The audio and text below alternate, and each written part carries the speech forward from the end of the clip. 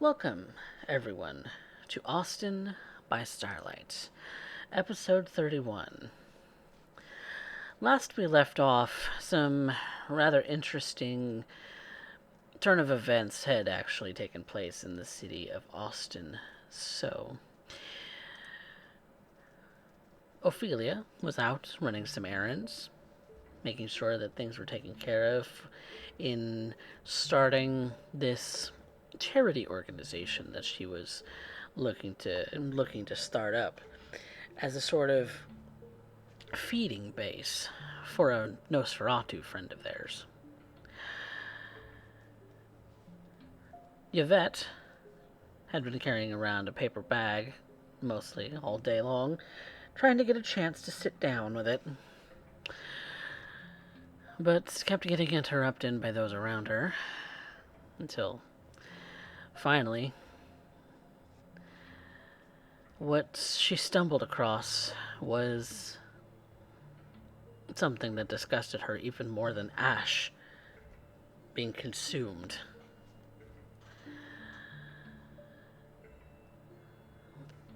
The act of the amaranth. Diablerie. A taboo amongst many in the Camarilla, many in the Anarchs. One such act that is said to grant power in a very noticeable way in a kindred.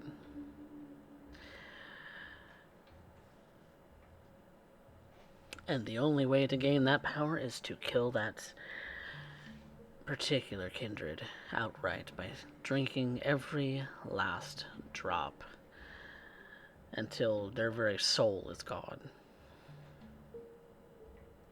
What's left of their soul, anyway, as these things erode over time. Something I'm sure Alistair and Pax are all too familiar with. And Ophelia is trying desperately not to have happen anytime soon. So, continuing on from the previous session. It is the same night. It's rather balmy outside, given the circumstances of the evening. So, Pygmalion, all at the coterie house for the time being. What do you do?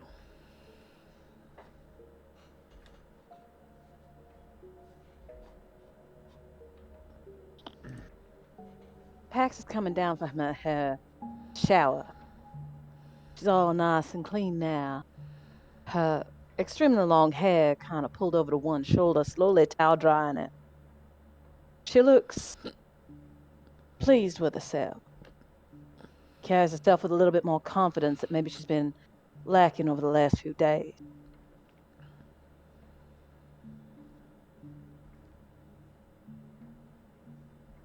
Alistair would be getting ready to head out. He would have changed out of his normal attire into something a little more classy and out for a night out on the town. Mm, Where you headed? Oh, I think I'm going to throw a party. Party. Sounds like fun. Uh, uh, will be for some of the people attending. Only some. Uh, wait, why are you so happy? You've been looking like someone pissed in your cornflakes for the last few days. I've just taken care of a problem. That's all. Well, that's good. I needed to talk to you. When I get back, we got to figure about our legless friend down there in Oh, that that's the camp. problem that I took care of. What? He's been dealt with. But concerning the ability of the of the Hakata. I can pass that on to you if you want it. I do. What made you do this? What do you mean? I thought that she was family. What do you mean?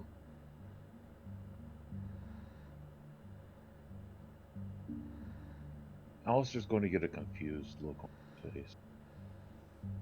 He's trying to add up the equation, Mm. and it's just not balanced. And he doesn't know what's off.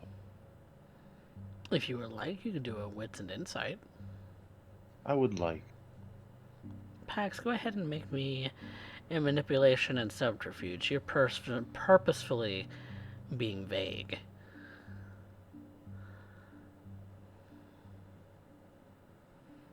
Whether that actually clues him in into things more or makes him that much more confused, we'll have to see.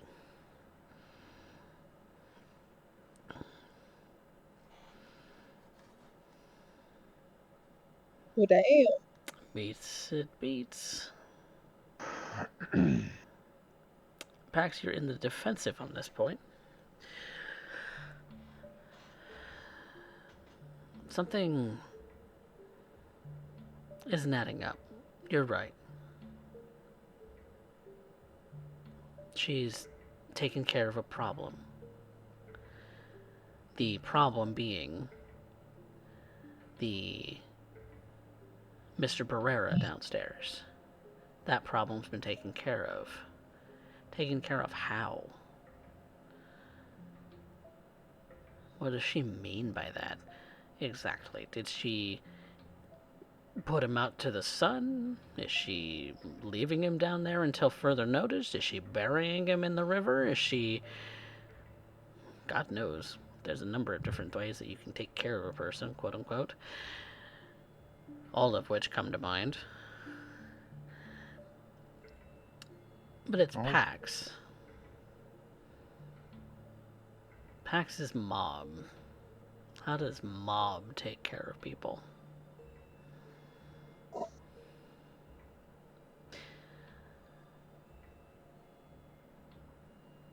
River dumping sounds plausible.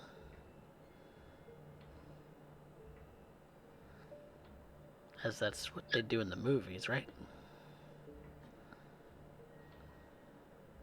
now, you care about your family, right?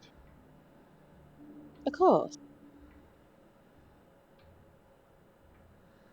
That's why I made sure that he'd be somewhere where nobody could ever hurt him. But I can't say too much.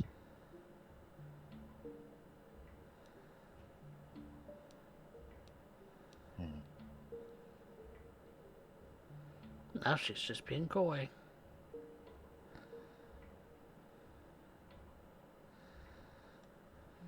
Okay. Well, I was looking to do that so I didn't have to incur a debt of some kind. I won't hold you in debt.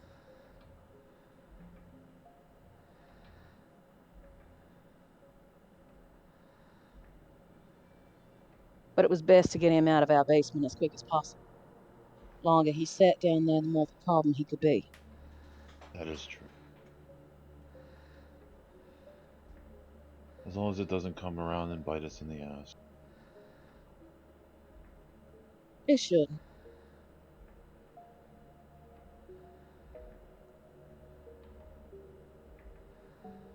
Coffee, I would know how Mm-hmm. much blood would I have to take in to, so, like, light the pilot light, so to speak. A taste. But even a taste gives you a blood bond.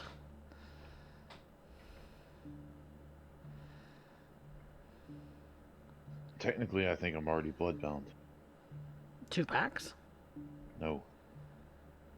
You are not 3-dot blood bond to anyone right now. Well, I have already tasted the blood of another kindred. That does not protect you. Okay. You would still be under the influence until one such thing is locked in, and even then, those others might still come up in your mind. Okay, so it would just be about the same thing of right now, but the others I just had a taste of. Mm-hmm. Okay. Well, it's a bit of a role reversal, but let's get this over with. Not a problem. Pax makes her way down to him, tucking the towel around her shoulders. You're not overly hungry right now, are you? No, I Good, am well within my own faculties. good. She bites into her own wrist and offers it out to him. He will let a drop hit his tongue.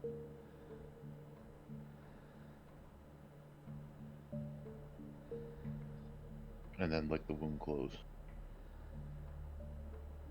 There's a weird sort of.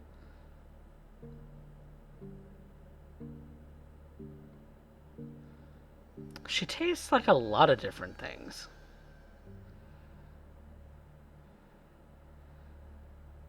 Maybe it's because of her. How many different types of people she's ingested? They're all concocting in her at once,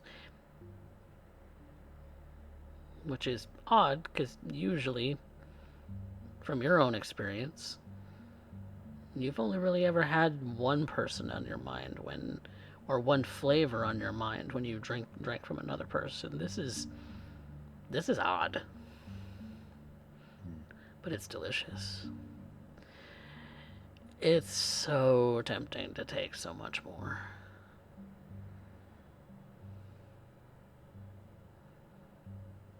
I will So very take a tempting. moment, steady myself. If you could compare blood to wine, then this would be the most exquisite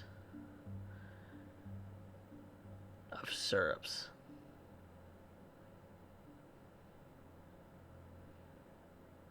It's almost like pancakes. I miss pancakes, waffle, and chicken. Sort of gooey, sweet goodness.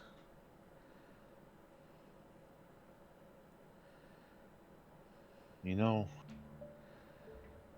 Pax, that is about the most confusing thing I have ever tasted. Well,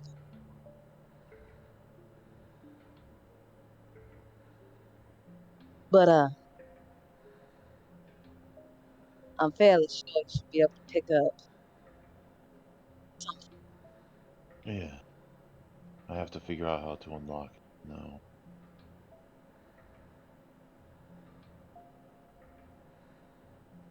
But we have things to do tonight. Is there anything you require of me? No, that was all I really needed. So this party, what are you actually doing with it? I am making the first delivery to the Nosferatu until we can set up a long-term situation for them. I didn't realize a bargain had been reached. We have the base legwork set down, but I think we could expand it to solidify our position and hinder others. And he'll give a look if that is something we wish to do. So what's the end goal with this, from your perspective? I want to simplify the board. I want to strengthen our position, weaken Boss Hernandez's, so that he cannot fuck with us again. I would rather not have to keep paying for new windows. It's bad enough when one of us gets jumped out or thrown out, but having assholes shoot into them as well. It is a bother. It is. So what do you expect to get out of the Nosferatu from this? Well, you start by building them back up and emboldening them. Then I think we could hit the Don where it hurts in his food supply. And what makes you think that they're gonna wanna team up with us afterwards to take out the Don? Just stop them from taking us out too. Have you thought of that? Yes, that's one of the only thing I'm still working on. When I was put the task for this, I was just worried about making the connections and making friends. I And spoke to he'll. Ophelia. She had some sort of agreement in mind. Are you pair on the same page? She has a more simplistic view, I think, of what I'm trying to do. But I'm pushing further. So But what we'll figure exactly it out. are you trying to do? I want to cripple Boss Hernandez so he cannot mess with me again. I want to empower uh, Baron Kane's position in our own. By I want to take out his trafficking supplies and cut off his power. doing what? Well, I was thinking one of the ideas we had was to hit some of his warehouses where he's storing his product. The only other way I could think of is if we can get in contact with who's supplying him and show how his base is weakening and give an alternate route, take over, and cut him out entirely. So you want to take out Boss Hernandez's product, but what's that got to do with feeding the Nosferatu?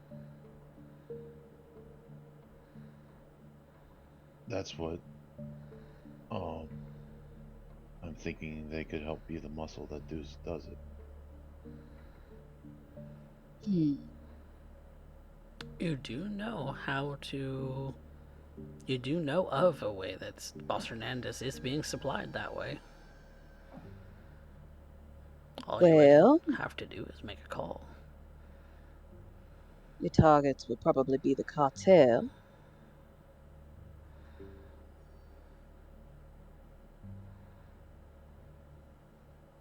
Leave it with me. See what I can do. You tell me what you need, and I can put you in touch with one of the people of the NOS when we're ready. Sooner you can put me in touch with the Nos, the better. How about tonight? I'll come along with you with this little party of yours. Alistair, You give me an intelligence resolve. intelligence resolve. I can do that. Because I think there's something that you're missing. You're forgetting.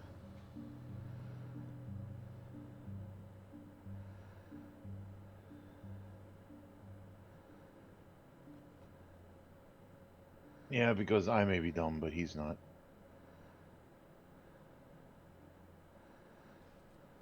That's worth a willpower reroll because I want to know what I'm missing.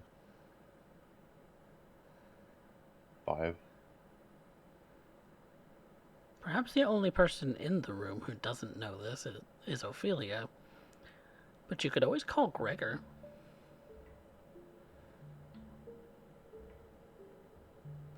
He's the one who set up the whole thing with Don Hernandez in the first place.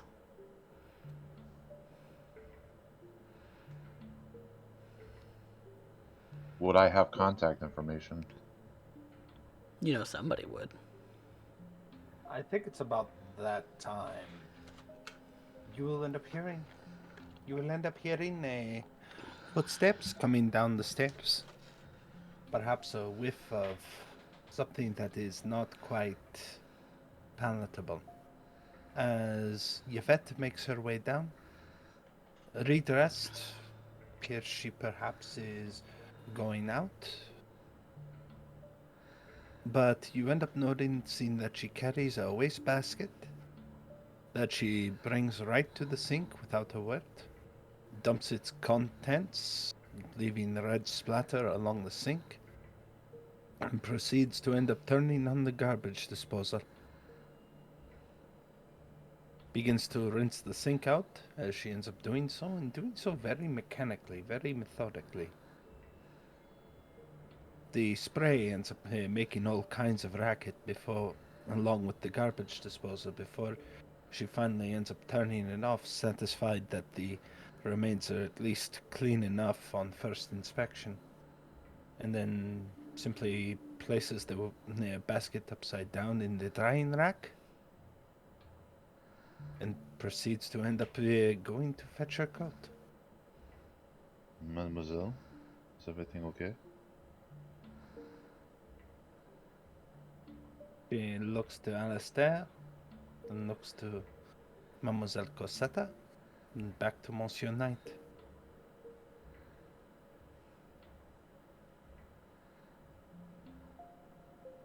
It will be in time. Her eyes drift back to Mademoiselle Cosetta. Well, You have it. have a wonderful night, and I won't bother. But I have an idea for later. An idea. Trying to be smart. Trying to take some of your advice.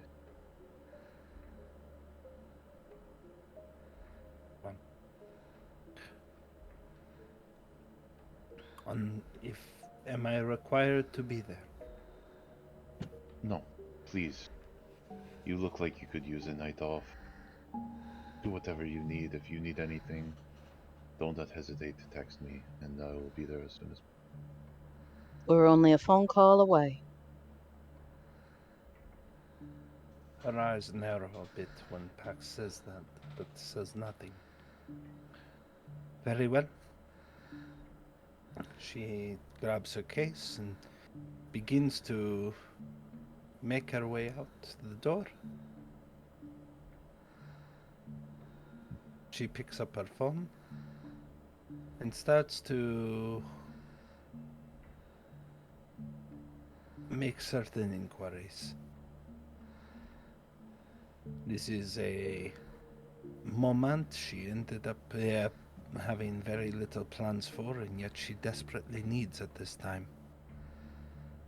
She has spent far too much time amongst monsters.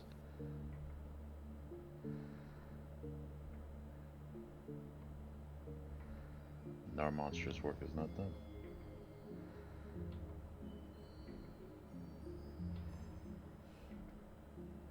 Ophelia, where are you in the moment? Not actually at the coterie house. Hmm. In fact, I had left earlier that evening before any of the events transpired with, Miss Cosetta.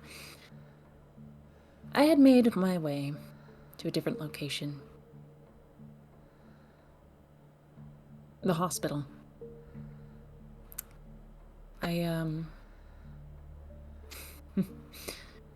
After all events transpired, I need to speak with someone important to me. And we'll come back to that in a moment. Anything else, Pax and Alistair? As Yvette is almost hastily walking out the door. Alistair would just turn to Pax and, well, guess it's me and you for the night. Fancy a I night on the guess it town is. then? Absolutely. Give me a second to go grab my coat. And Alistair will go out and warm up the car and prepare for what he has in mind. Take Pax a few minutes, but she's actually going to get dressed up for once. Oh. What does that look? How does that look any different? I'm thinking a small black Small black dress, Mm. a leather jacket. A tiny black dress and a leather jacket. Fitting.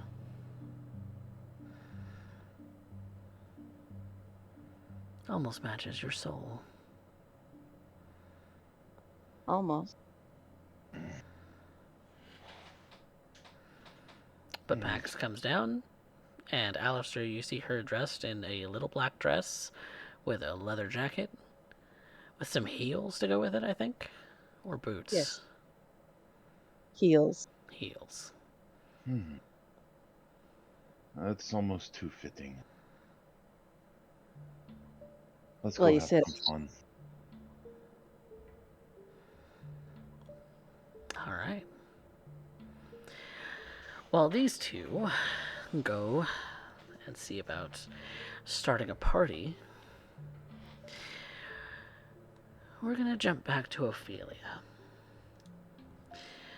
Ophelia, you said you made your way to a hospital to visit somebody important. Who, pray tell, might that be?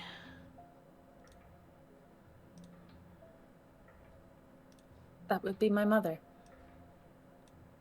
I have to make this visit early in the evening, as you see the visiting hours at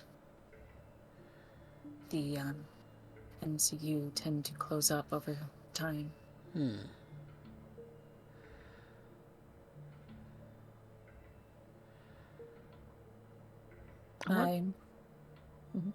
What state is your mother in currently?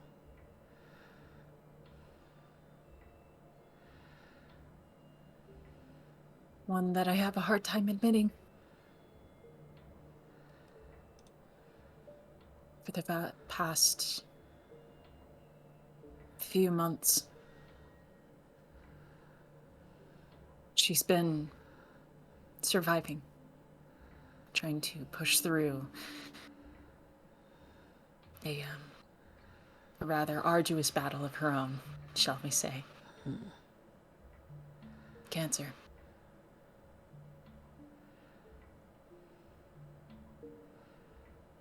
This will be her 4th round of chemo. And it always tends to knock her out.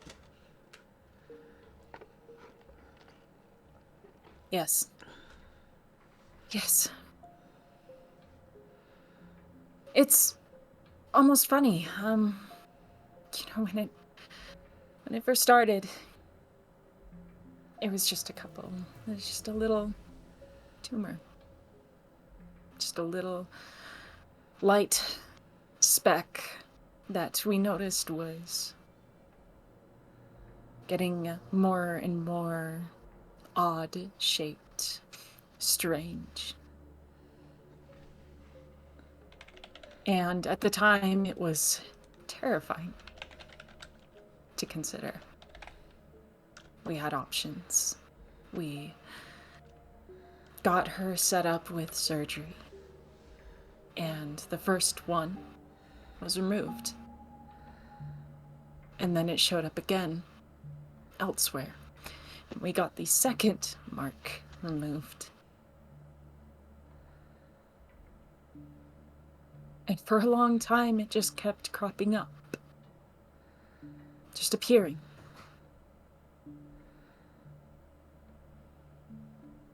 And, we had to come to a conclusion that it might be best to take other considerations before anything else, before it metastasized, right? Well, she looked through medicine. And Baron Kane gave me another avenue. I didn't know him before, but he knew me. And he gave me the option. He asked me if I wanted power. Power to change her fate. And I thought, with what was being offered, that I could just pluck it out. We wouldn't have to worry.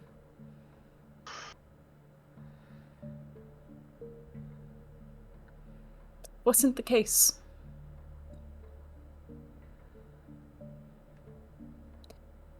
Because when we started the chemo, and she began,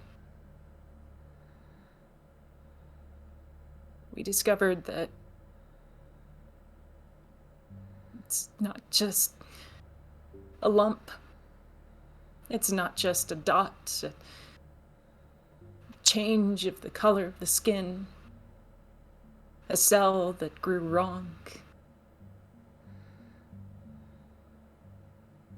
It's leukemia.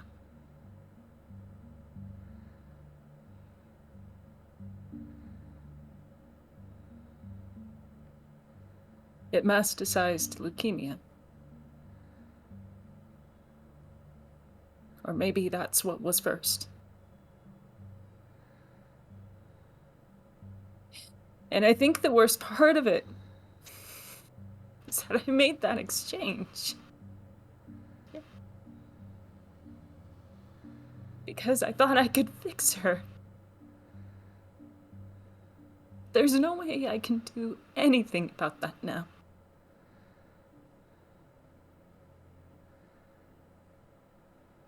Because of all the powers that I have, not a single one can do anything for her without completely stealing her personhood from her.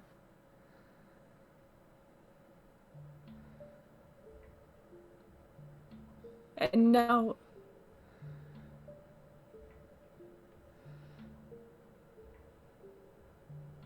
it's just time.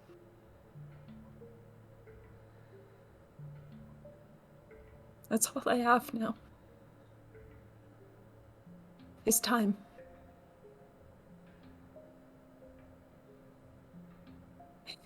I think the iron. If there truly is a power to overcome this, and he was dangling it in front of you, couldn't he just do the same? Couldn't you just beg him to fix her?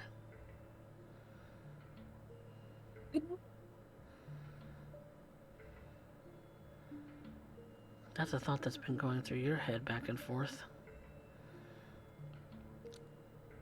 Could just have him fix her.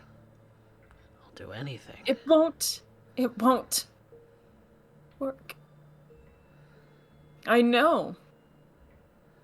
For a fact. I know what a ghoul is. I know he can just keep her here. But that steals her agency, and I can't do that to her. Not to her. Not to my hero.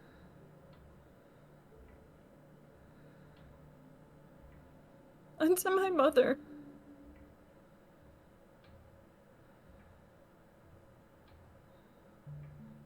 As you're kind of wrestling with these thoughts in your head once more, she kind of stirs in the bed, looks over at you, a cap kind of covering her now bald head. Every bit of hair missing. She looks up at you with a smile. Hey there. Hi.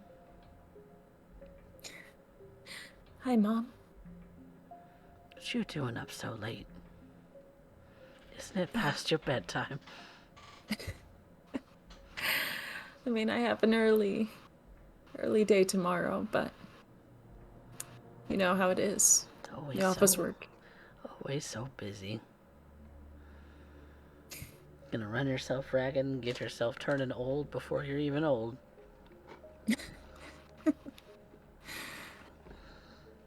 I don't think that's the worst thing. To look 50 before you're 50? Come now.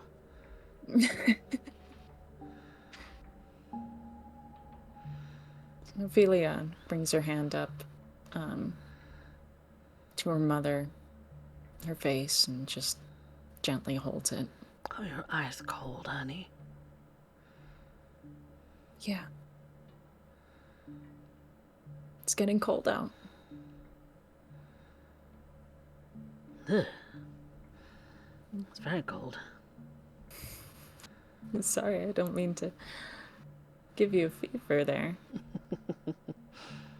You're giving me a shiver. It's fine.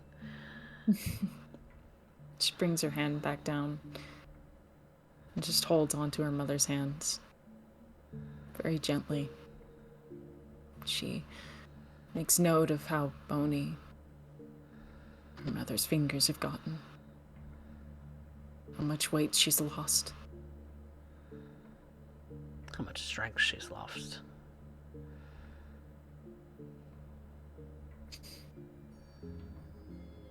How is your day today? How is therapy? It's the same old thing. Were you You able go to in. keep dinner down? A little bit. A little bit of chicken soup. That's good. That's really good to hear.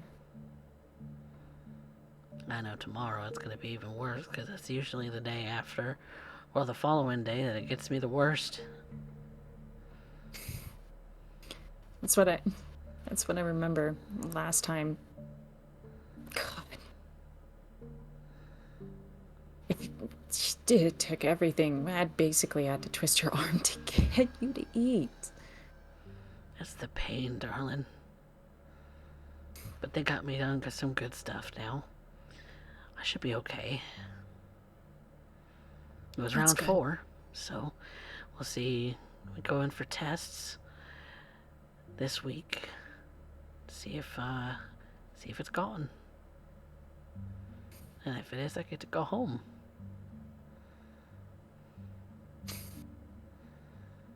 I'm hoping so. Hoping so. And don't you worry about that none. I've got them. It's all taken care of here. No, you can't blame me for worrying. Besides, depending on how everything goes, like, I'm still paying your doctor's bills, so... Well, that's even more reason for you not to fret. I've got it all handled.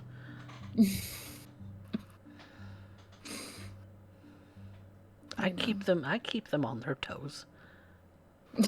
No, you do. You're not harassing the doctor, are you? No. God, no. I can just see you nagging them about where to place the IV. I did it for 30 years. Can't blame me when I look at these newbies and they're just like poking the wrong thing the whole time. I tell them to stop it. Let me do it myself. I'll get it on the first go. I know you will. I know you will. Remember when you had to take care of Grandpa and his, like, basically bruised his entire arm, though? Jesus. I haven't forgotten that. I know I was just a kid, but I haven't forgotten.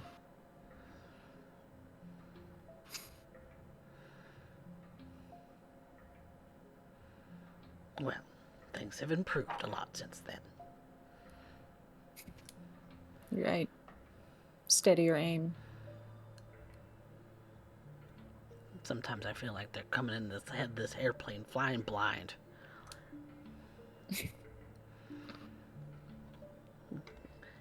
Can't even poke one that's super visible, much less something that's way deep in there. But that's a whole nother thing. Gotta know how to find it. They don't know how to find it. I know, Mom. Idiots. Idiots, a lot of them. We've been doing this for ages, I know. Ever since you were little.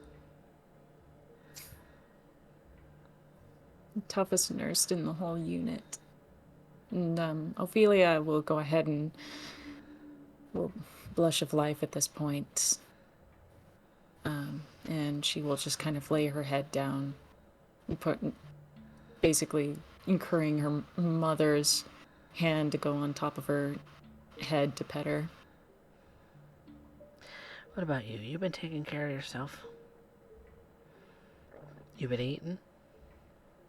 Of course, of course. You look like you haven't eaten all day long.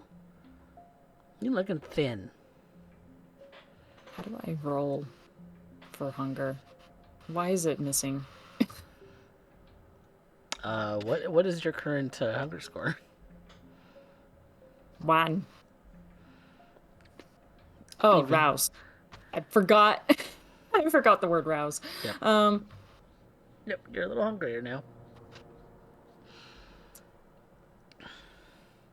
Ophelia's warmth returns to her slowly. She tries to pulse the vitae through her as if she's slowly warming up within the room with her mother, petting her, being close to her, sharing heat, sharing warmth. You didn't answer my question. Did you eat dinner? I did, Mom. I had to do at the office tonight, but I did. Swear you don't ever cook for yourself. It's just so much easier to microwave everything. Besides, Microwaves aren't I good like- for you. I like your cooking better. Well, I'm not home, am I? No. I can't cook anything if I'm not at home. Hurry home. I can take care of everything else. You just hurry home. I'm trying.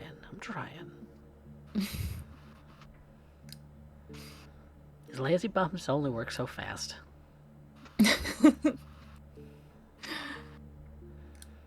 Can't blame them, though. They got more important things than me to deal with. Nah, I doubt that. You're the most important thing. And so is every other patient in every other room to everybody else.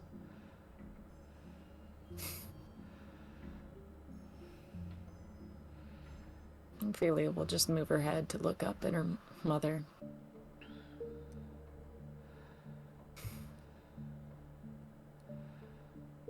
She'll put her hand on her own mother's hands. Again, holding it gently. I'm gonna be fine. I hope so. I won't lie, I'm struggling without you a bit. I know, baby.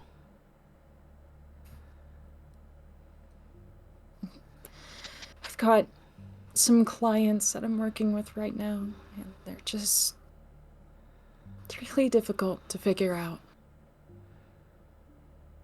The things they Well, how want. so? It's just the things they want are... They're otherworldly.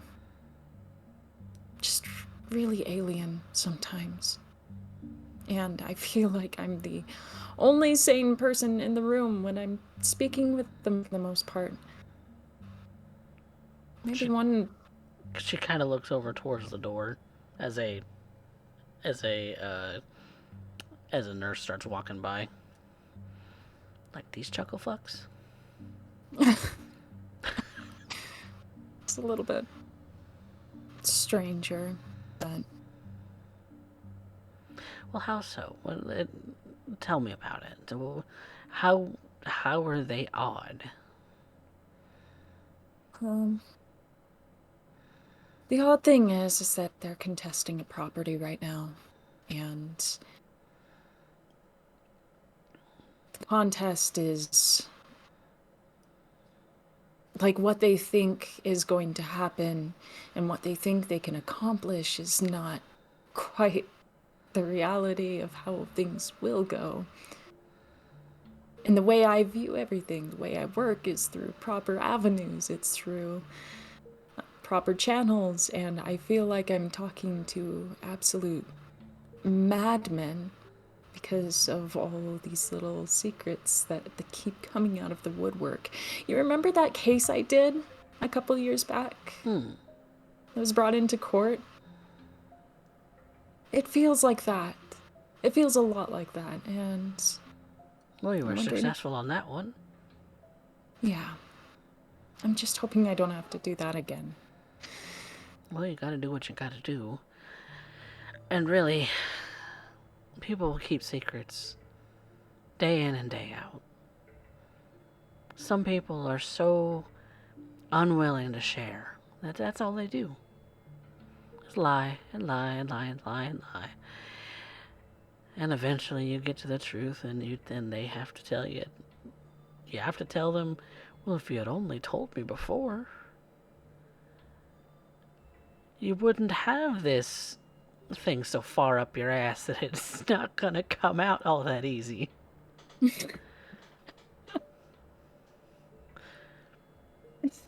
That's a terrible analogy. But it's true. If they had just told me right up front that they shoved it up there, I would have found it in the first place. But instead, you had to do an X-ray for it. Yeah, Had to do an I hear you. X-ray, had to do an MRI, had to do this, that, and the other thing because they demanded that something was wrong. They didn't want to tell me what. They're too embarrassed. Oh, God. That's what I'm scared about, is what is this embarrassing thing? And at what point am I going to figure it out? Is it going to be, do I have to ask for it, or am I going to have to find out on my own? Be prepared for both. It's hard, though. Be prepared for both, because you never know. I know. No matter how many times. Have all your bases covered and expect The everything. unexpected. Exactly. It's the only way you can. It's the only way you can kind of get ahead of the curve. Kind of know what you're doing before somebody even starts complaining about shit. Yeah. Start to learn how to read their faces. Yeah. Especially if they're coming in regularly. I had a couple of those. Oh, boy. I remember you telling me some when I was, say, younger, but... There were a You haven't couple of told me. cases that would come in at least once every 2 weeks. Almost like clockwork. Start wondering, where is person X, or where is Lady Y? And next thing I know, they're walking in the door. Something wrong. I remember you told me about that one couple who came in, and for some reason there was always something in one of them. Oh my God. Oh. They were Speaking forward. of They were very secrets. forward with me. There's always someone who just doesn't have secrets, apparently. Mm-mm. Doesn't keep them. Nope. Nope. They did not want to keep a secret from me at all. I knew everything about every bit of one of them, and both of them by the end of it. I didn't wonder whatever happened to them. They must have got wizened up or something, because they hadn't seen them in quite some time before I retired. Hopefully. Hopefully. I can't imagine if not. I think if they would have died on one of our beds, one of them would have come and said something to me. Or I would have checked them in. I don't know. I can't blame them though, Mom. You just got that face, that sparkly, sunshiny face and demeanor that makes people want to just tell you everything. Well, even less so without my eyebrows. Well, those can be drawn out. That's fine. She'll just it looks gently so rub. fake when you do it like that, though. Well, hey, I draw my eyebrows on too, They look fake, to an honey. extent. Ah, wow. Your blonde Okay. hair, you darken it up with black. You should be using brown. I wasn't raised to be a cosmetologist. If you wanted that, well, Use brown to look more natural. yes, Mama.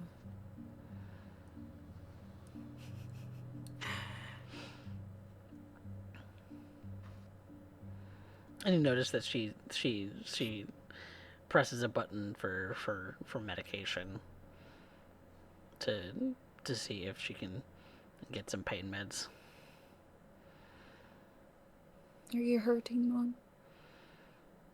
Well, it's what woke me up. I'm sorry. You have nothing to be sorry about. This shit happens. I know. And it happens to the best of us. And the I worst of know. us. I just hate seeing it happen to you.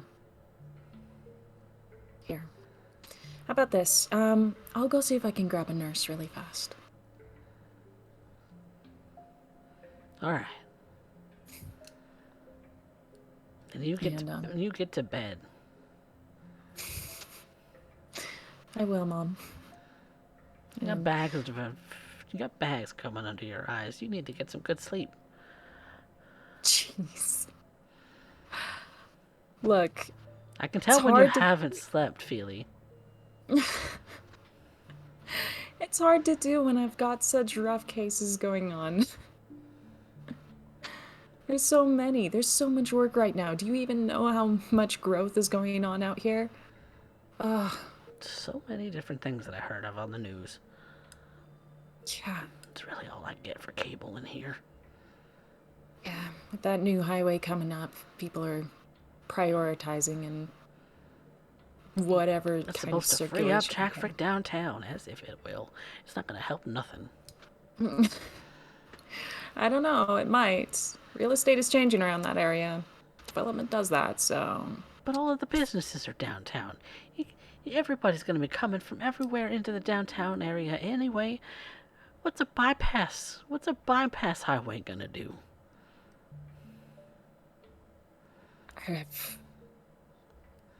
I'll have to see it to believe it.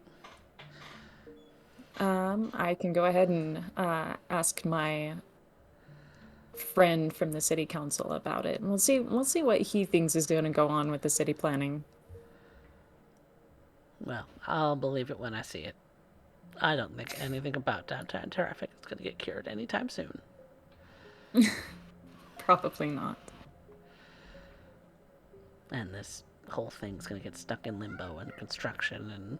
And I thought San Antonio was bad. San Antonio's Spanish for always under construction. You know that? I really didn't. Now you know. I guess so. Okay, let me go get a nurse for you. I gotta get going for the night, Mom.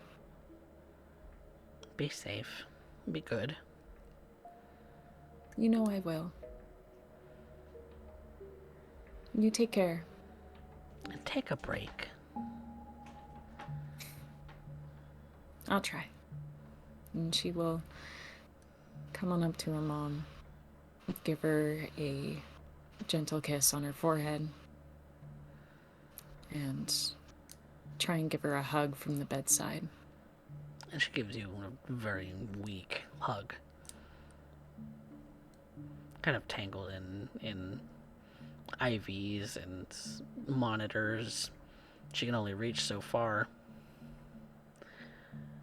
Not only that, but when she lifts her arms, it's like she's struggling a little to lift them. It's getting harder. It's getting harder for her.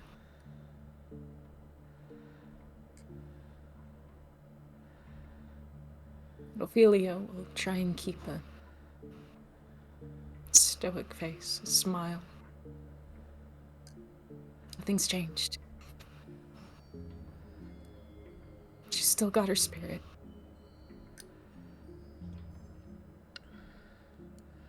And she will go grab a nurse really quickly. And just as she retrieves a nurse, she stops the nurse there. She looks her in the eye. I need you to go to room 317. Compel. Okay. And as if on autopilot, this person blankly, their mind kind of shuts off right in front of you, and they walk towards room 317. When they get in there, they will address my mother's needs. All right. Anything else you're doing, Miss Lugosi?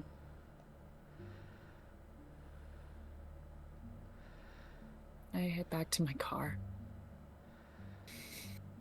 And once I am alone, I sit in it for a moment, staring at the hospital glowing in the night. My hands gripping the steering wheel. There has to be something.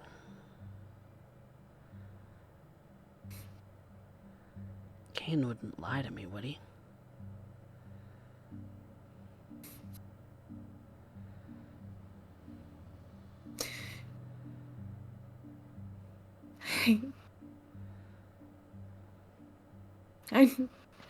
I can't.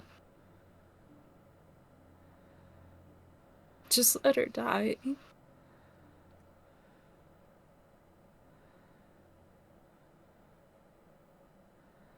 I can't just let her die.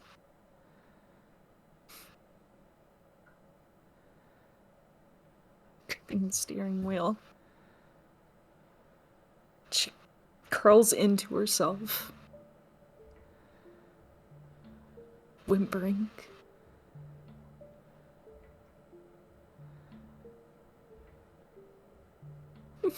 Mommy.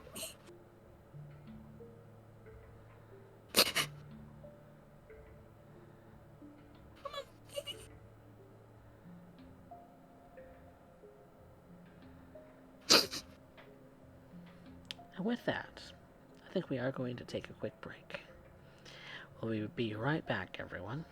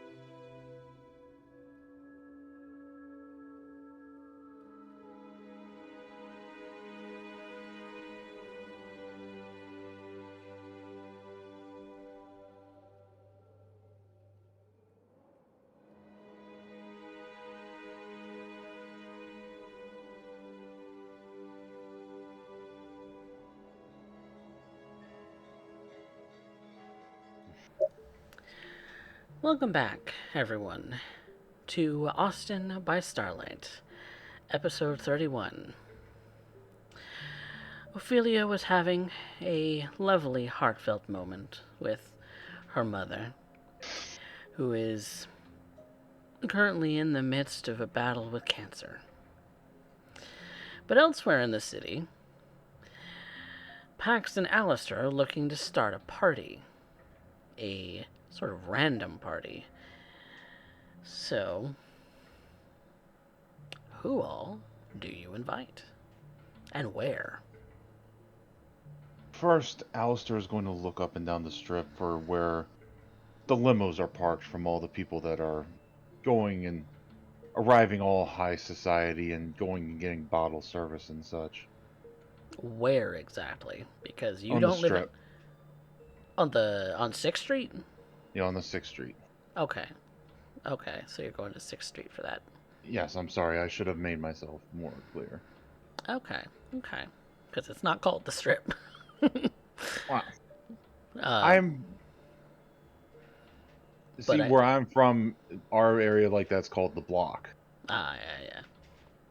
Yeah, it's a whole street up and down the city. Yeah. But yeah, going through sort of the upper class sort of sections of 6th Street where the richer bars might be. There are some places, not well. I would say that there's some bars. It's it's kind of the middle of the week, so there are going to be some limos. But as far as like avid limo people, like you're looking for like real big parties of lots No, of. I'm just literally looking for the empty limo with the driver sitting there. Oh, you call those up. You they don't just wait. So if you want limo service, you can call it up. Oh, I thought they would be hired for the night and they'd be waiting up the street to pick them up and take them around.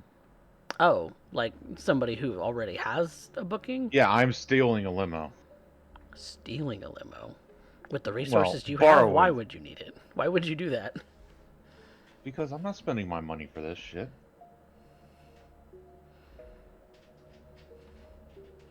He says when they have resources to do so. I spent all my money on a shiny sword for Yvette. You have coterie resources, bruh. Do we? You do. Oh. This is why you put dots in the coterie. Okay, I didn't know we had a coterie resources we could draw on. I'm sorry, I forgot. Oh, wait, hang on. Yeah, I don't think we've actually got that. Nope, you have Haven, you have Mola, you have Status. Never mind. So, Pax's resources, if she has any. Got. Oh, I don't know if my resources have come back from when I gave.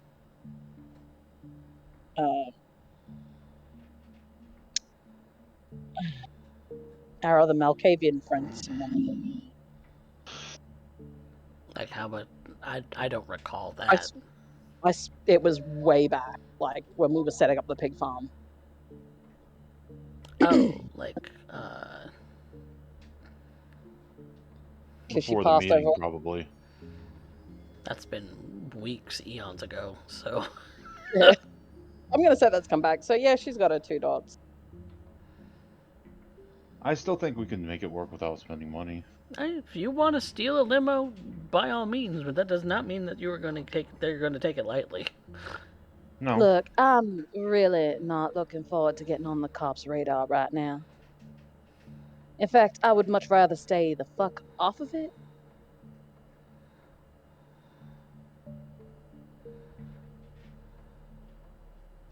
Okay. I don't know about Up to you, you but guys.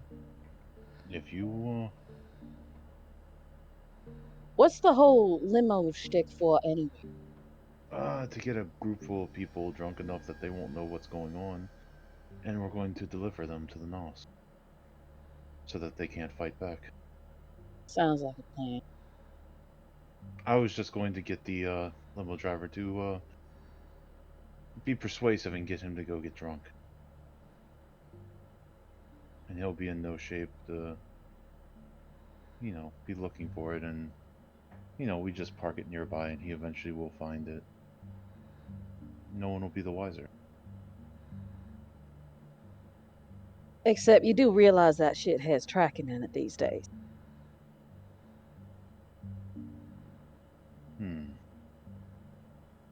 I didn't consider that. If we want to waste money on this, we can. Alistair, make me an intelligence and streetwise. Intelligence it is. Yes, intelligence streetwise. Intelligence it is.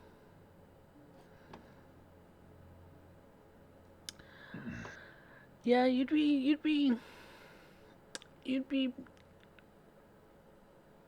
kind of hard pressed to find somebody who's just willing to give up their ride Oh no, I for was the totally case of going drinks. to. No, I completely understand that you want to get somebody as drunk as possible so that they can't drive.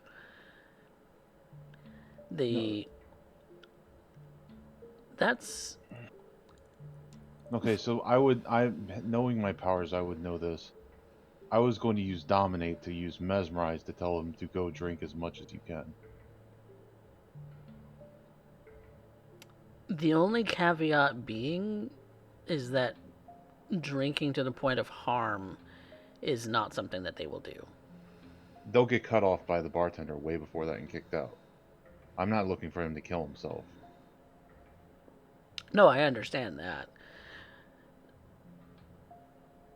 So, Basically, you can't. so if you're, so from what I'm understanding, for what you want to do, is you want to come up on a limo that has a bunch of people in it already. No, I want to come up on the parked limo that's already dropped off, get him to fuck off and go drinking, and we go go to the lower end, and get people looking for a good time, fill the limo up, and let them drink all the booze that's in the back, and drive them to the NOS. I want to go from the lower end of the district where people are less likely to be missed.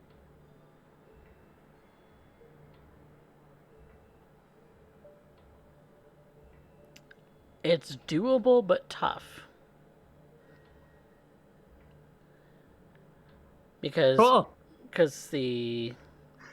the other thought that I had, just putting this out there in your mind as Alistair, is to take the limo's already booked passengers and take them. They're not going to know any wiser, and they're already drunk. That could be good too. Because they're going to a bar already. Basically, just make However the you driver want. Yeah, leave. make the driver leave. Yeah, however you want to flavor this coffee, that's like I would read the situation and do it. Okay. That's at least in my head canon. That was the plan that I came up with, was make him fuck off, go pick up a bunch of people that are looking for a good time and are kind of stupid, and let them get drunk in the back while we drive around a little bit to the point where we can drop them off, and then us can have a nice little herd supply for a while. Okay. Now that I understand more or less what the course of action is going to be,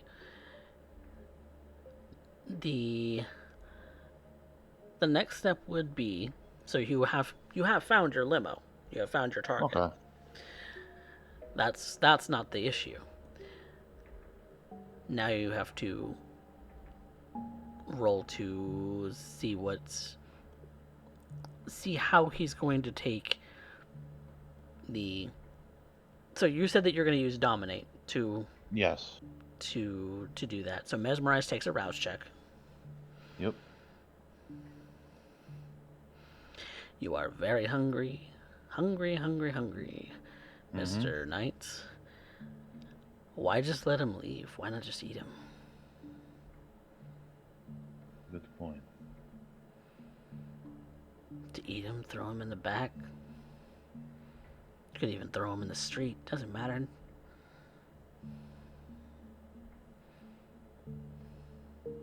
Are we like down an alleyway or something, or are we out in the middle open? You're in a parking. Is there anybody around that I can see? Make a wits awareness. I'd like to assist on that if I can. Okay.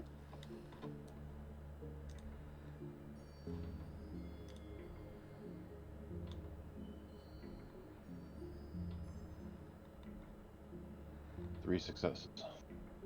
Not messy.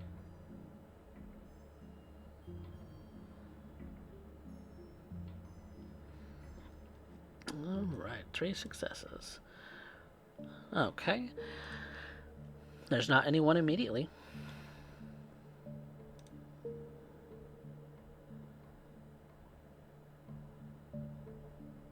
So what is your plan with said driver now that you have commanded him out of the car? I'll just tell him to stand there, and I'll quickly get a little bit of a sip, and then when he's in the kind of The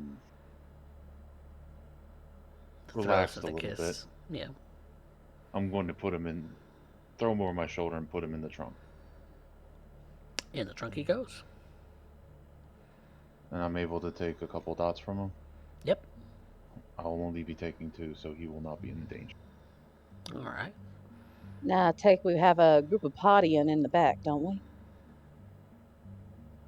So there is a group that is booked for this limo. You could wait for them to come back to the limo, or you can go pick up other people. That's your choice. Picking up other people is going to be the tricky part because nobody's expecting a limo.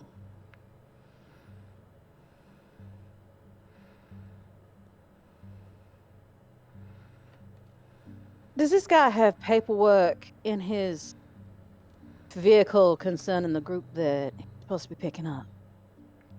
Yep, he's already picked them up, and this is their first stop.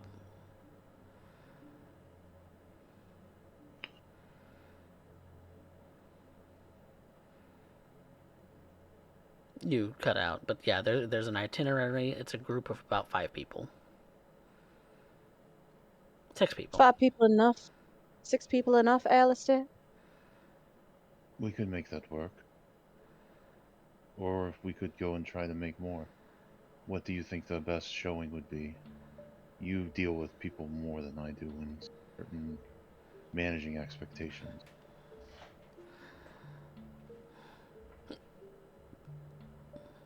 I think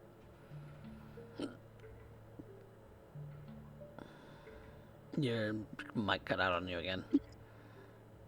we should wait for this group to come back. 6 of them, and I can probably slide into that group. Okay. I'm for whatever's easiest. Highly doubt that they got to look at their driver's face. Or will care.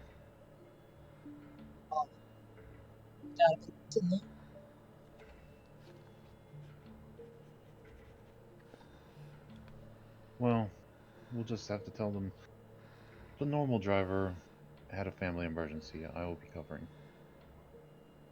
I Sure. can be cordial. Don't bother saying it. Nope. Won't unless they ask. That's one thing I've learned from you guys. I'm going to keep my mouth shut unless I need to. The less I say, the Good less move. I can screw up. Good move. And I would just sit and lean against the car and wait for them to come out. Or wait for, look for a cell phone if he had one. I probably would have checked his pockets and wait for their call.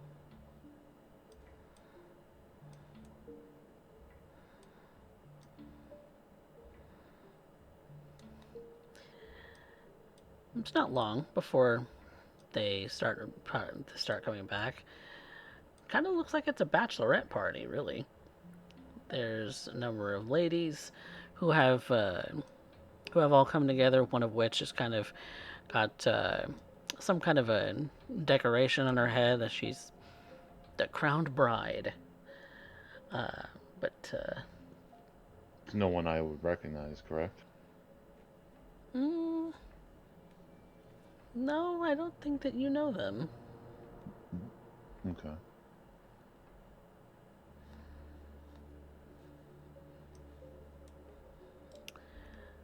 So, Seeing the group that's there, Pax is actually just gonna jump in the passenger seat and keep quiet. mm-hmm. Okay.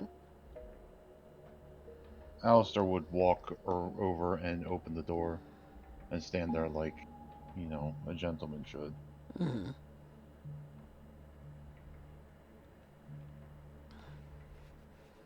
And they all kind of pile into the car.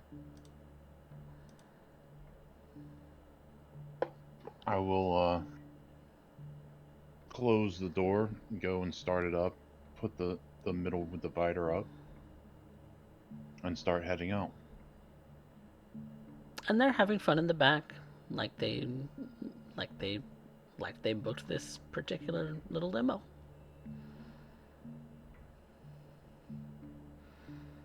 What do you do? I will drive around for a little bit, letting them drink a little bit more. How drunk were they? They were walking pretty straight, but they're drinking more now that they're in the now that they're in the limo, talking this Okay. and that, like a bachelorette party would, about you know, one of the girls whose husbands they're getting married to, that watch out for this and don't let that and be mindful of this Mm-hmm. or that. Being belligerent women about each other's romantic lives. Yeah. Gross. So what's the plan, Alistair? Well, I told Jewel that I would be making a delivery tonight. Did you tell her when? Give her the approximates. We know she'll be watching for us. Hmm. I imagine Because they're she'll gonna cook it. want to move the Mm-hmm. moment that we come to a stop. These girls are gonna start asking questions if they hop out. We might just have car trouble.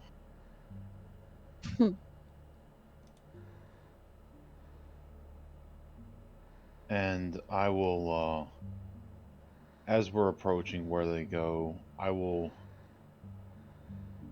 while going kind of fast, downshift into the lower gears to make it lurch a little bit like something's wrong, Hmm. and come to a stop and lower the divider, and say, something is, I need to look under the hood. Please wait for a moment. And I'll put the thing back up and let them keep drinking. Yep. And I'll go out and pop the hood and pretend like I'm looking under it, waiting for Jewel. Yep. They don't look particularly bothered for the moment. Pax will also hop out of the car. All right. Pax, you're hopping out of the car too. Yeah. Okay.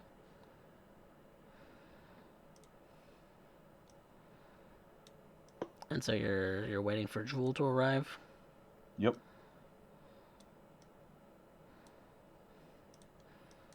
Okay. These are the other two ladies that are in the car.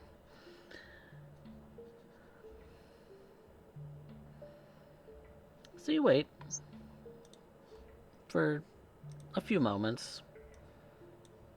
It's a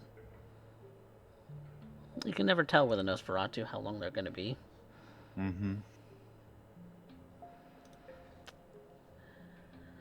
But eventually, she does show.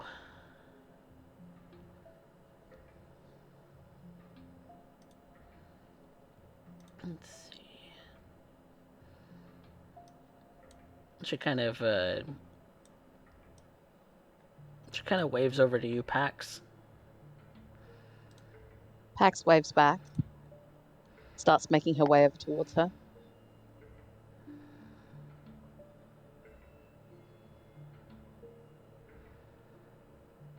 Hi.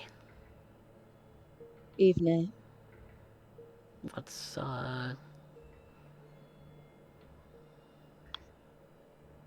I believe so. Sorry, what? I believe you're waiting for a delivery. I think so, yes.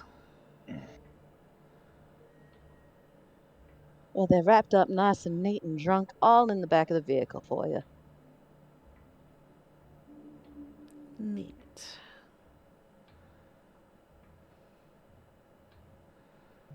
So what, I just drive off with him from here?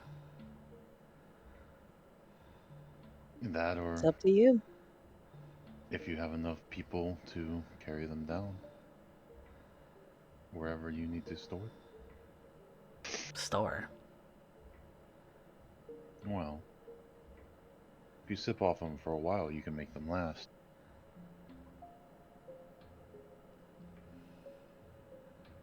Really? Depends on how hungry you are.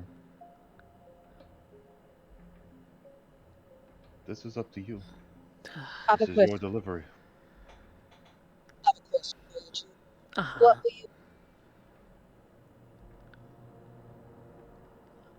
Well, I wasn't expecting a limo. you were expecting? What? One?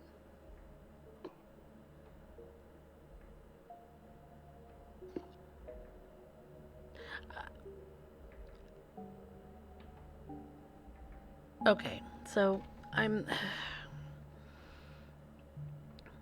not comfortable with your idea of storing people myself. That's not my dig. However you guys want to handle it, I'm just trying to get you what you need. And we have a more permanent and easier solution that will not involve something as terrible as this. I How just many made a mouths promise. do you have to feed? Well, that depends on how hungry everyone is. I have to check in. Right. So here's the idea. You can go and get them. There's about six of them in the back of the vehicle. They can come in. I lost you, Then but we call it. I'm losing you, Pax. Damn it. Yeah, you went like Go robot-y and and ambush, and then I will wipe their memories. Okay. yeah, that we can do. Okay. Because, Make it a bit easier. Not as confronting as Alistair's idea. yeah, because that's a little morbid.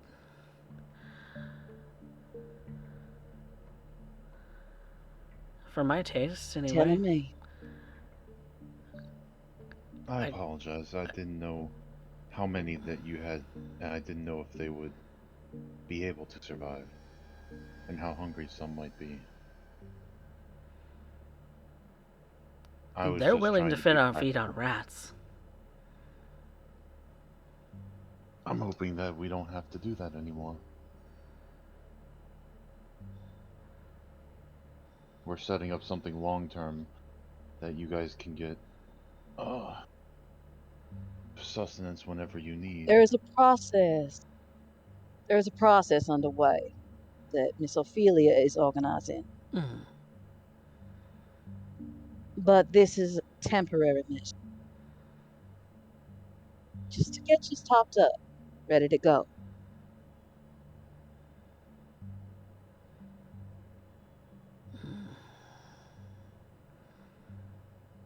And it leaves the whole burden on me.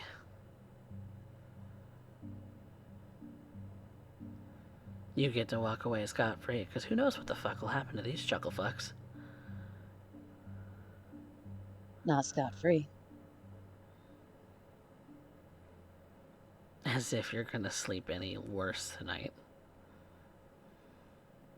Be Just because I surprised. can do things doesn't mean I like to.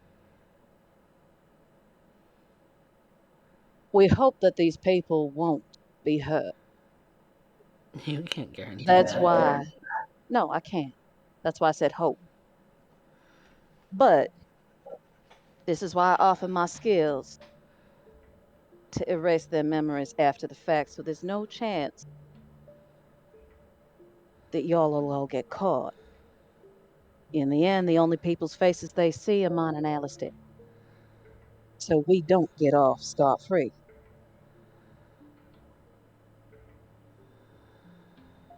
Just as much risk in it for us as there is for you.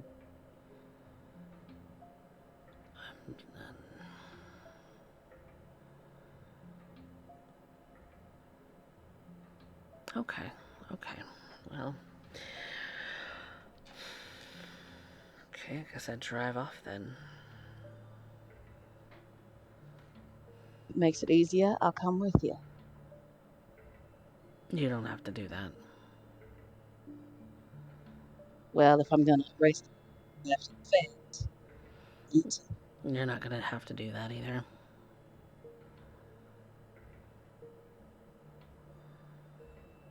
Why's that? You want to walk away from this thing, whatever it is.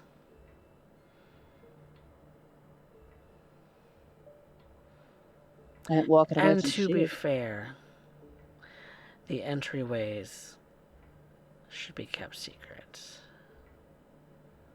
Now that is a point.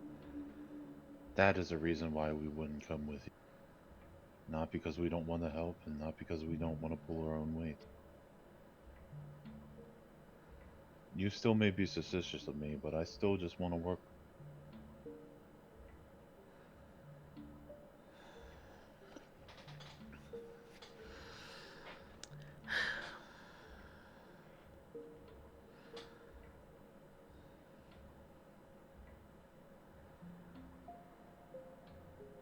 Your idea might have weight with Bruiser. Bruiser.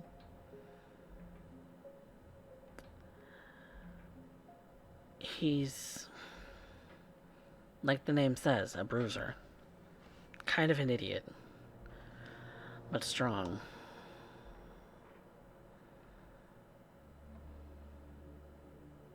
You're muted.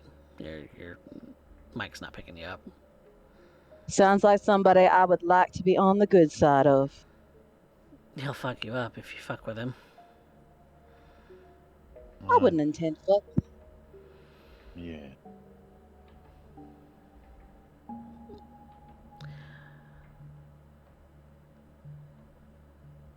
Ophelia's idea works a lot better in my books.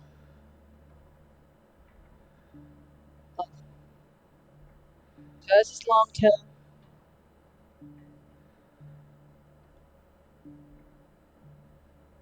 Then I'll get them in and out of here as soon as possible.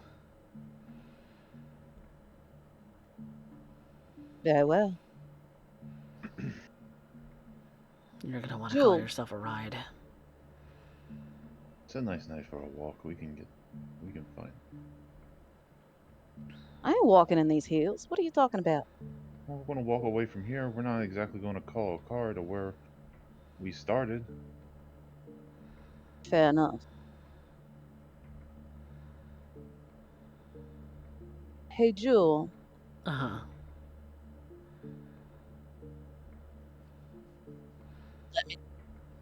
Your mic cut out. I didn't hear any of that.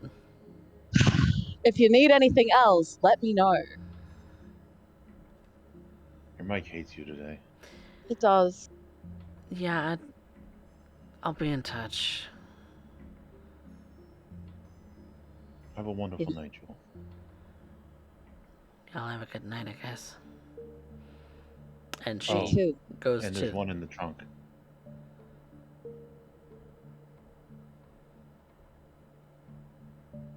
In the trunk? Yeah, he was the driver. Was. Still alive. Take any more, he won't be there. Noted. I think I just want his uniform.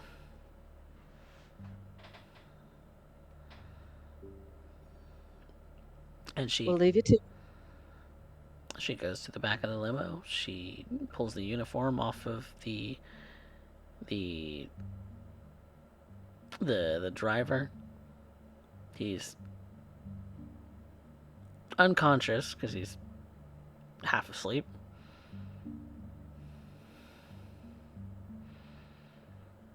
And she drives off with the limo. Though it does look a little bit shaky because she may not have driven a limo before.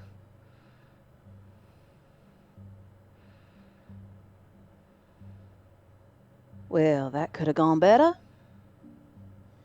Don't you agree, Alistair? But it didn't go worse. Could have gone better, though.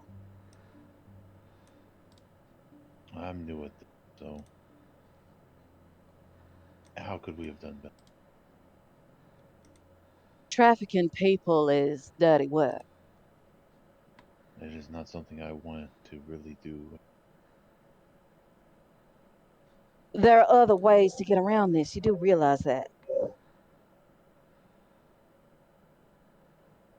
In the long term, yes, but that takes time and preparation. Even in the short term, I could have given you a few other solutions. They're living off of rats.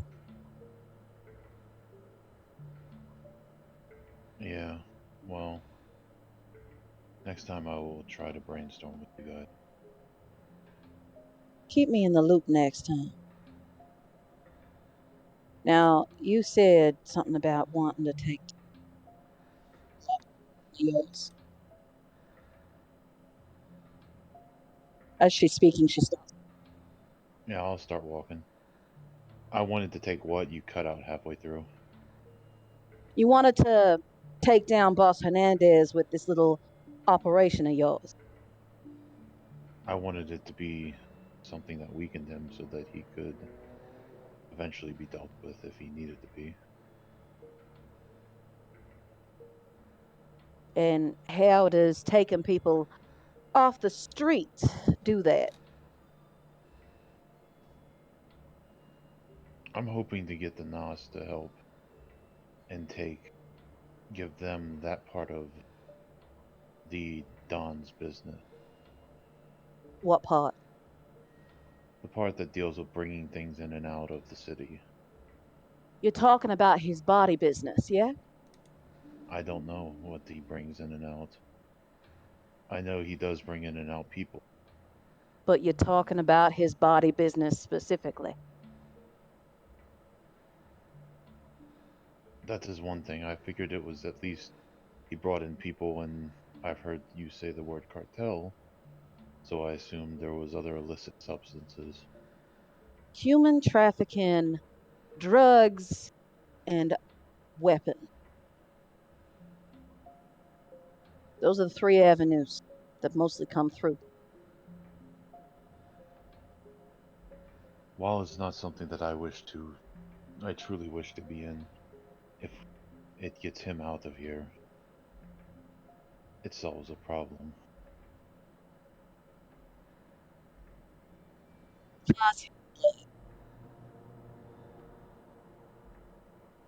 Supplies all the kindred underneath of him. Plus, Your mic is hating you today. the human trafficking supplies him with blood. Yeah.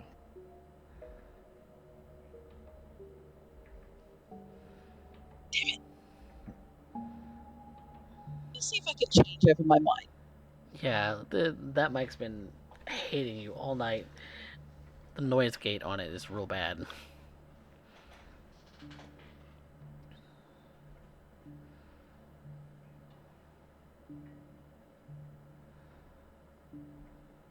How's that? Echoey, but we can hear you. Much better. The human trafficking side of Boss Hernandez's business supplies him and the kindred under him with blood. Of course, this doesn't come for free. With it, he trades back and forth with the cartels in Mexico, which he's had business locked down with for God knows how long. See, he came from Mexico, started there in, I'm pretty sure, the cattle trade. So, if you want to cripple him, blood is where you gotta start. Problem with the mob is that when you cut off the head, the rest of the body falls into shambles for a little while. And with Boss Hernandez being the main problem, cut off the head and the body changes shape entirely. So, Ophelia's idea worked. You take hookers, women off the streets, people that are dealing in the sex trade mostly. Take them and you put them in shelters, you get them away from his hands, and you start making moves that will literally cripple him financially and in terms of blood. Do it through legal channels, and he can't do shit about it. See where I'm going? I think we were of the same mind. I was going to talk to you either tonight or tomorrow to see if we could put in a Should have come to me about this earlier, like as soon as you had the idea. I was Nobody. worried. About what? I didn't know if you truly would want to go against Don. Because he was important to you, and that is not an easy situation. Important to me doesn't even scratch the surface, Alice. Fact is that he no longer considers me family. I'm no longer under his protection. And because of that, that puts me in an incredibly risky situation. So I need him off the board if I'm gonna survive. So we don't go illegal route. We go legal ones. You play in the underworld and you're playing on his turf. You play with the police, and that's in an entirely different realm. Hard to keep politicians and cops on your books these days. People don't give in so easily to bribes. One thing I was thinking about, you still do have people you care about there, I'm assuming. Which is why I want to keep this as clean as possible. If we cut off the head of the snake and the body kind of falls apart, do you think you could pick up the pieces, gather those that you trust? Highly likely.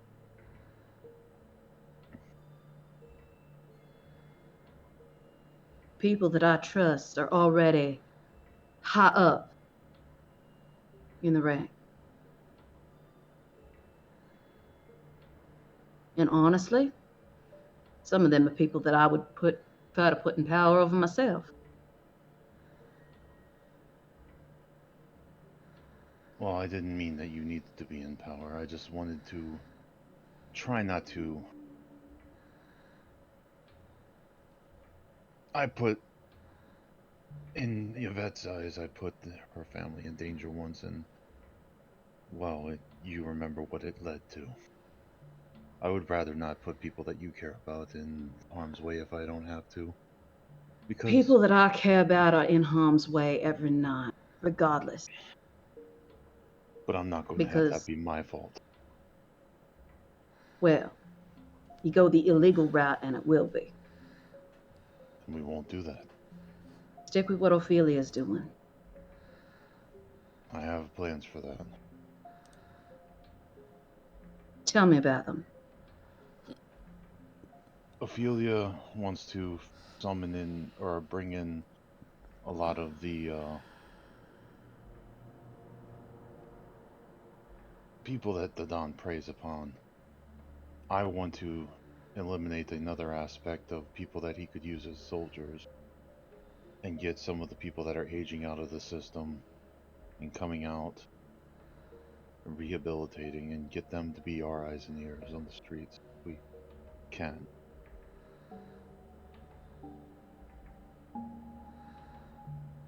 Soldiers are one thing. Hard to become a soldier in the mob. An associate, on the other hand, Well, that's something entirely different. when I said soldiers, I just meant bodies to throw at things. But I didn't mean. I forget that there's actual terms in the mob that they mean things. You're not going to turn a soldier, but you will be able to turn an associate. Associate hasn't made any of the oaths that go with joining into the mob. Essentially what category I fell under.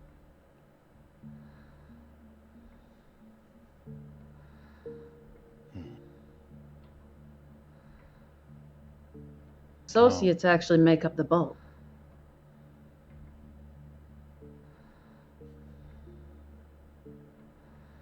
As they start squeezing, maybe we can use that and turn some of them. The cops would lap that shit up. You want snitches, squealers, people who are easily gonna give in to the cops' pressure. It would make our plans the easiest to exploit those.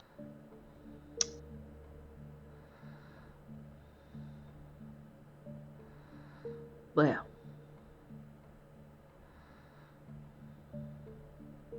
maybe I can think of a few. But I won't be the one to report them. That's all on you. I understand. There are some codes that can't be broken. Umerta is one of the heftiest ones. And I won't be called a snitch.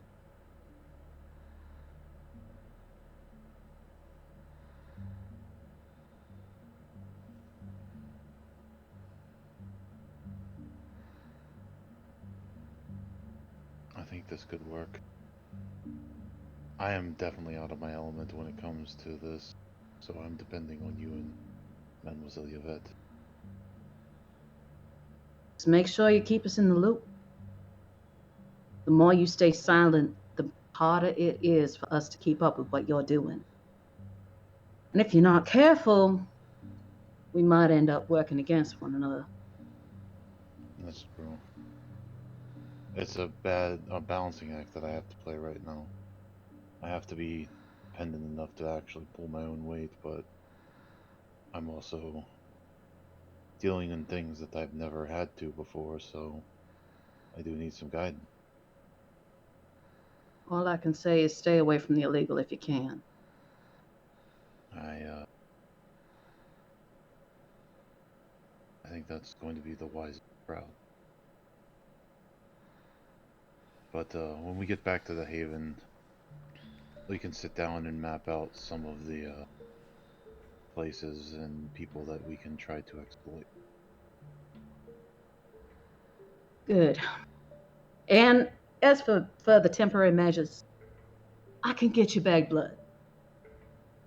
That's the easy bit. So no more of this stealing limousines full of people. Okay, that was just a one-off.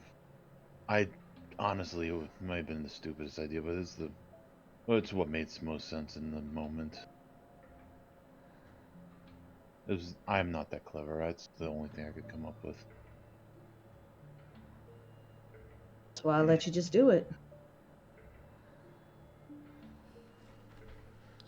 let you do the stupid, and then I'll give you constructive criticism after.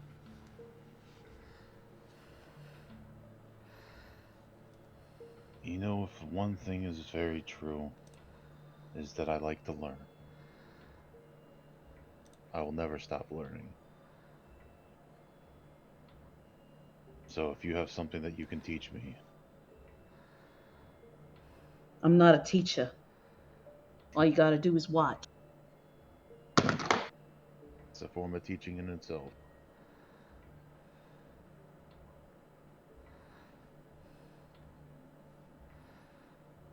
I think I want to meet up with Jewel again.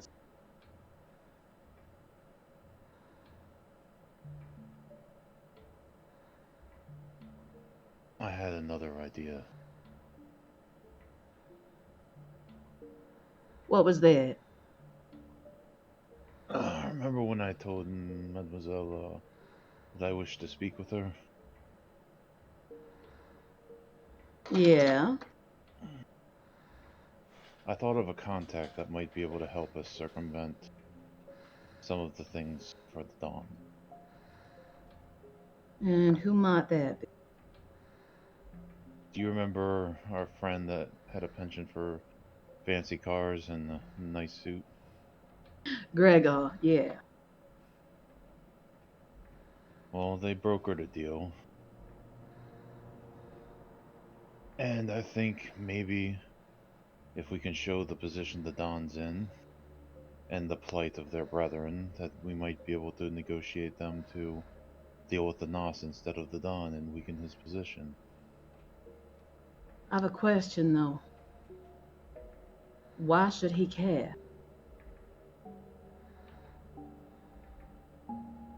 Well, And what does he gain out of it?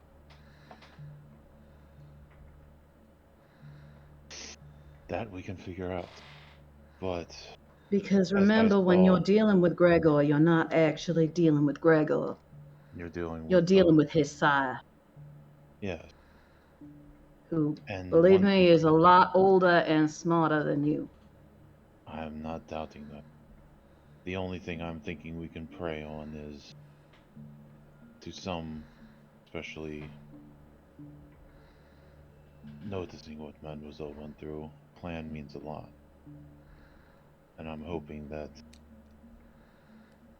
being as old as he is, that actually means something to him.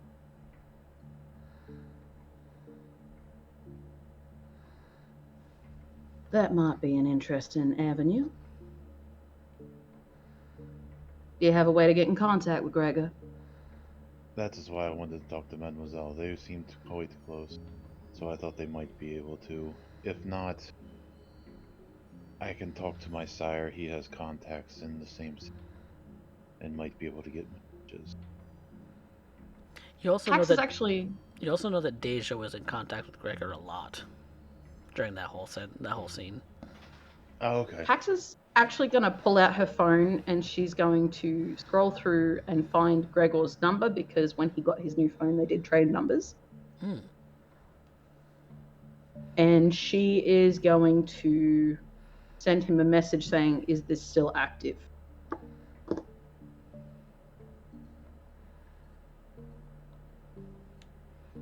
It takes a couple minutes, but you do get a response. How may I be of service?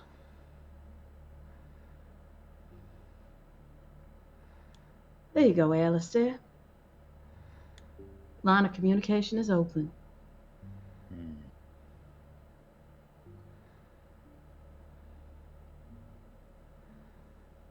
How do we want to proceed then?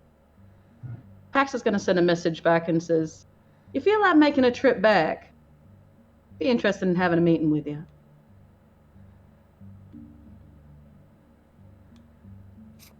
There's a few dots. You see the phone symbol for him typing.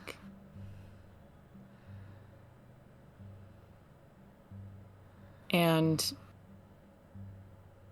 coffee? Mm-hmm.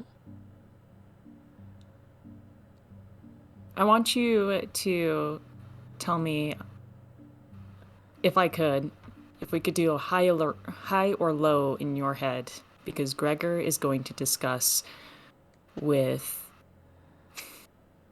his sire. Obviously. Yeah. So you come up with a high or low in your head and I'll roll it. She's also going to add after that, saying, outside of Daddy's purview, please. Indicating that she doesn't want Boss Hernandez to know.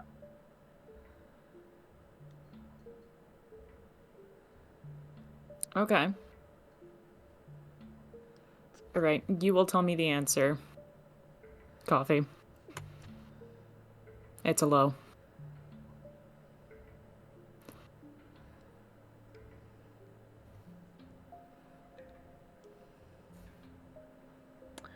The response that you get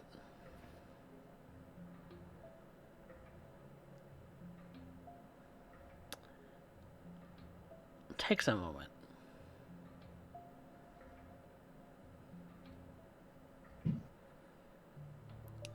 But ultimately comes back with, give me 2 nights.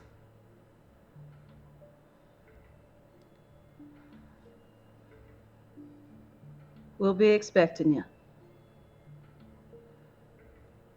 Look forward to seeing you.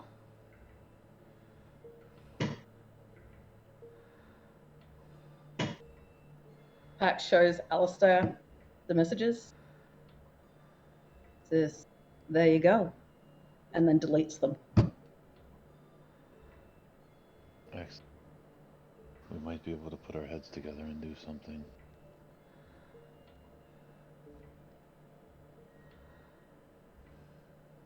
I want to know what he thinks, honestly.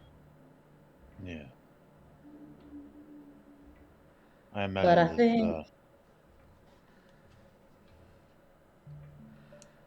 think we should let Yvette know what's going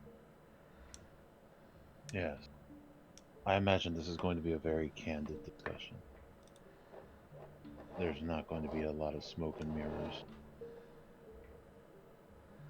on. Should probably keep Ophelia in the loop as well. I feel like having a strange friend pop up on our doorstep without letting her know might be a bit of a problem. Yeah, she's been working with us, so it only makes sense to bring her into it as well.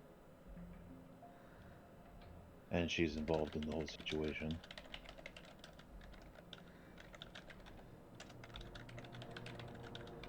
I think we have a plan.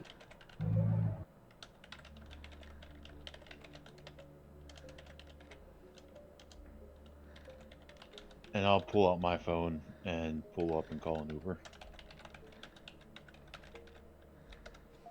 I think we can make this work. I think so. One other thought. Have you thought of talking to the other power in this city? Are you talking the other Baron? Indeed, I am. What do we know about them? I have a contact that I could get in touch with that is in that domain. An old friend. Might be an idea to see where their loyalties lie as well. Be no point in a war happening on this side, and then all of a sudden, Cain wins and, in his weakened state, is suddenly kicked off his throne by the other one. Well, let me see. I'll send her a text and see what she's up to.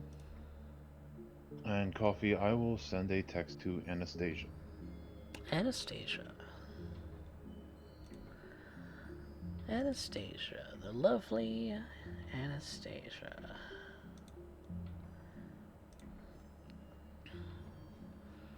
And what does that text read?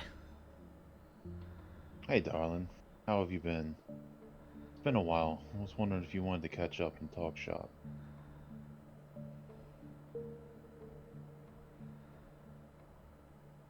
Been busy.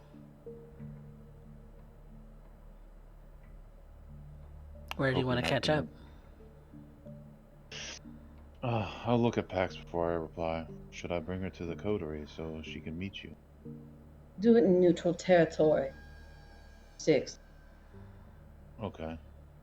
That way she can't be accused of crossing lines, and neither can we. Uh, would it be so you want me to do it in like the on 6th Street somewhere? Yeah, Okay. I'll just because say that's a neutral area. 6th Street sometime tonight if that's okay with you. I can swing by. I have a minute, but only a few. Quite We'll see you busy. then. And I would get we got to go back to 6th Street to get our car anyway, so Mm. um I guess we go to 6th Street and wait at one of the bars for her to come. All right. Are you both waiting, or are you going elsewhere, Pax? What's going on? Pax will wait with him. Be interesting to make a contact with somebody from that side of the river.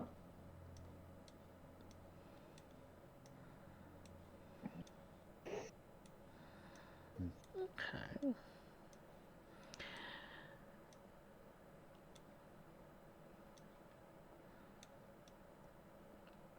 And when you see her, she is rather pretty.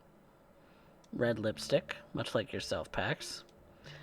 A little black dress, sort of dark eyeshadow. Her bangs cut in a very straight across sort of way. Wearing shades,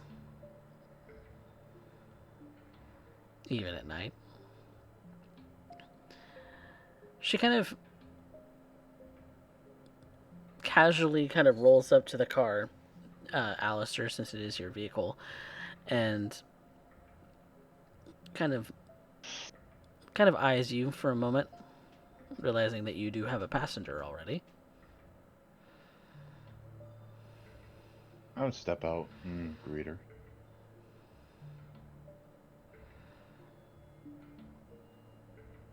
Whether she is a handshake or a hug type person, however she likes it. She gives you a handshake. And it's been too long. Well, you reside across the street, as it were. Yes. It is too bad. I do miss the times we could just hang out whenever we wanted. There was never truly a time that we could just hang out whenever we wanted. Let's be honest with ourselves. Yeah. Well. Oh, please forgive me my manner. Pax, this is Miss Anastasia. Anastasia, this is Miss Pax. Pleased to meet you. Pleasure to meet you, Pax. Pax will actually climb out of the vehicle at this point and make her way around, offering Anastasia her hand, which is cold as ice. Mm-hmm. And so is Anastasia's.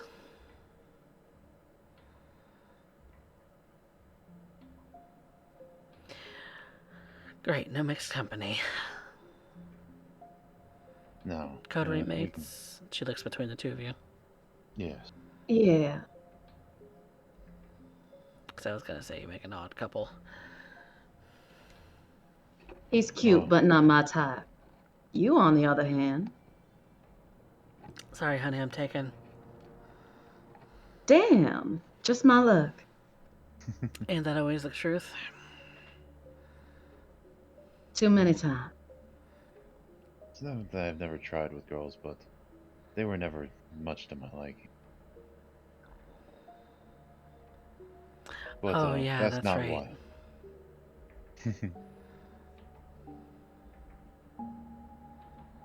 But we didn't talk about that. We wanted to You catch said up and talk shop. yes. Well, for one, it had been truly too long. I've been meaning to contact you to see how you've been. But we also did want to talk shop and maybe exchange some information. Better make it worth it, because I have very little time.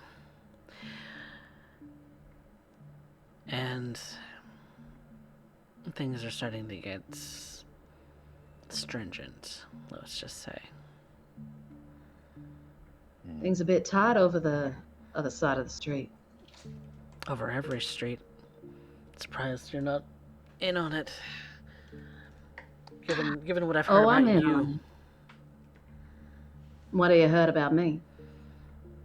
What hasn't anyone heard about you? I'd love to know the rumors. Gives me a bit of a kick to hear what people have been saying. That the Dawn's bitch walked out.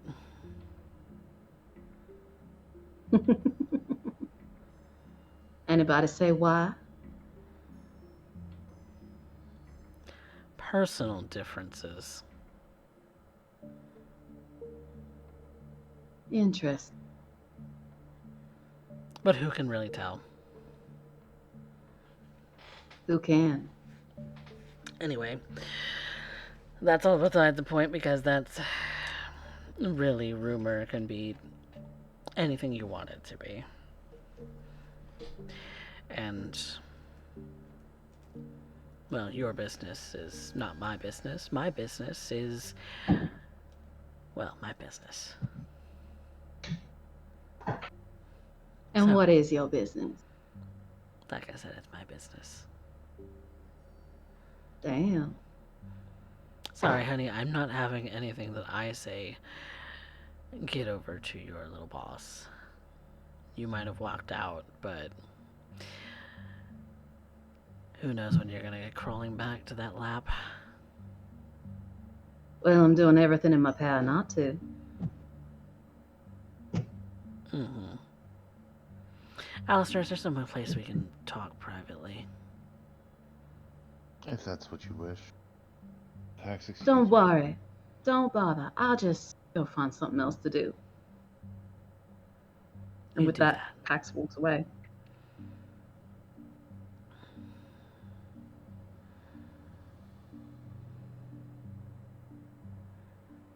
Well, You still trust her? can we really trust anyone? Well, no. You're smarter not to. It's the devil you know. Right.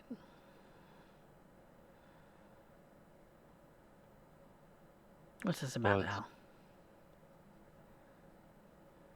things are getting crazy on all fronts.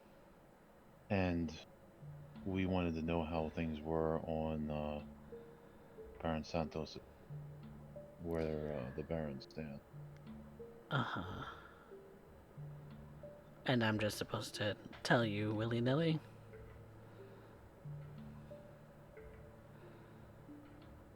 I don't think you'd be that stupid. I do hold you in higher regard than that. Like I said, better be worth my time. Well, how about the little quid pro quo then? What do you have for a quid pro quo?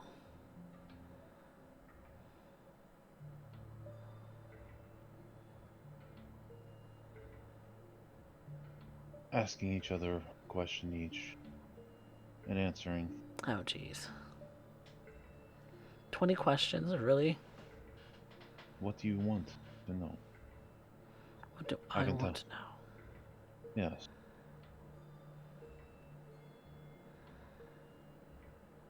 You remember, I'm not good with people. I'm good No. with books. Yes, you're very good with books. All the people I'm good with have been dead for over 1,000 years. I suppose, if you're only making friends in books.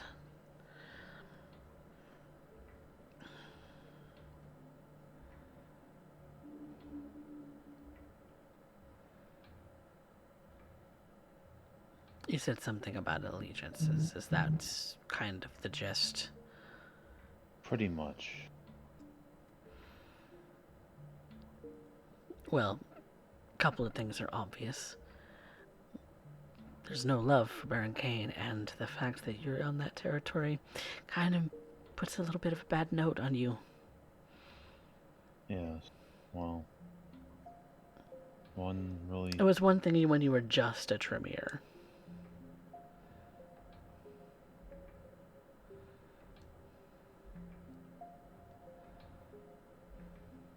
It is where my sire decided to make a home, and I didn't really have a choice. But Even then, you were still just a Tremere. Now that things have gotten a little spicy, people are picking sides.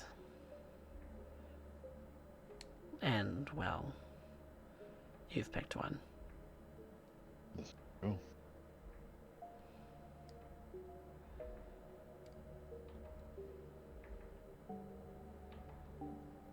The Baron has been good to me. Even given his history.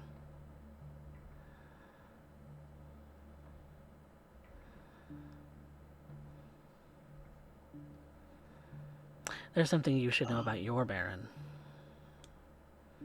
Instead of poking your nose around in ours.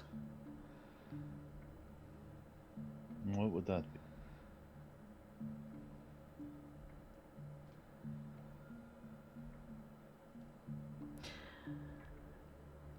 Some say he's former Camarilla. Others, who've been in the city longer, say he's former Sabat. Would I know what Sabat means? What's your cult dots?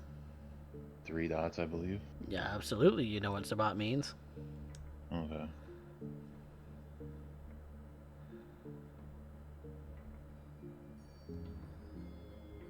Well, that could be true. But I take deeds and merits of what they do over rumors any day. What the man used to be doesn't interest me as much as what he is right now. Kindred don't change, Alistair. Everything changed. No. Nothing is stagnant. No. Entropy wins in the end. That's where you're wrong. No matter how old you get, you will always be the same. Same is true for me. Same is true for Baron Santos. Same is true for Mr. Kane. That's why he calls himself Mr. Kane. Don't you know that?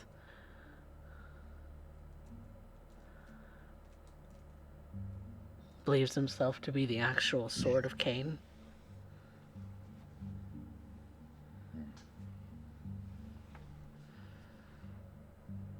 To fight the true, quote, evil of vampire society.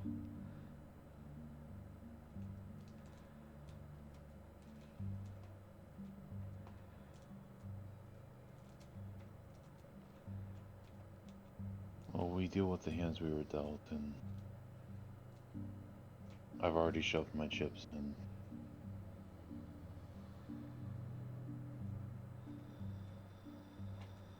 Well, I suppose whatever you have for me in exchange for that is as good as it's gonna get between us now. Well, the big thing that I heard as a rumor was that Baron Santos was dealing with the Don in some way, fighting back and forth over a street. We didn't know if that was just lip service or if you guys were actually in conflict. The Don is making enemies. Well, either way, it's been settled.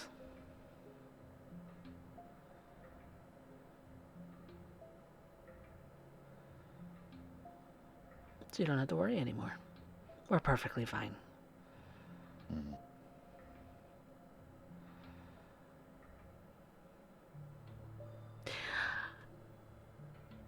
I do like you, Alistair. I think you're smart.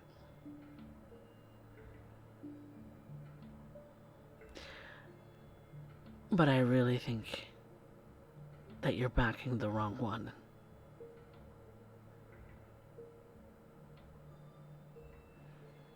Depends on who we're talking about. Because I'm not against Santos unless Santos is coming after Baron Kane. Santos has always been after Baron Kane. To think that she hasn't, you're naive. When it comes to things like this, you may be right. But Slow and measured steps. Sometimes that wins you the race.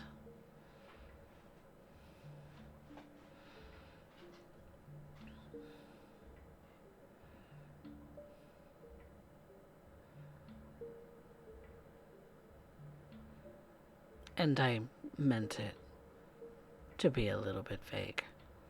Be a little bit double-sided. Whichever one you're backing, it's the wrong one. I figure. All the information that I'll give you is that the Don truly is going off. He is hitting his own people, sending them out, threatening them. He is becoming a villain.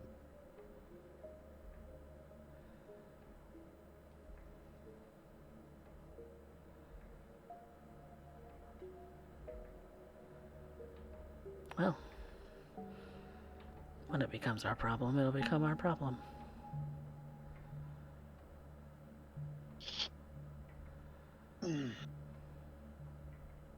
Well, I hope the next time we meet is under good circumstances like this.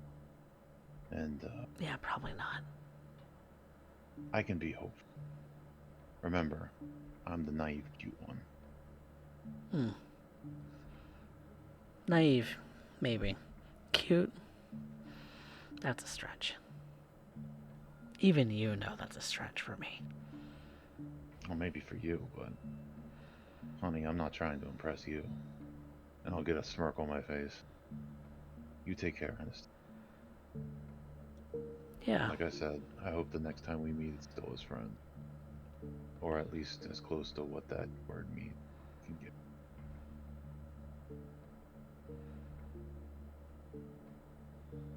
we'll see. Depends on how bad you piss me off. I have a short temper, remember? And I'm good at picking people. I do remember.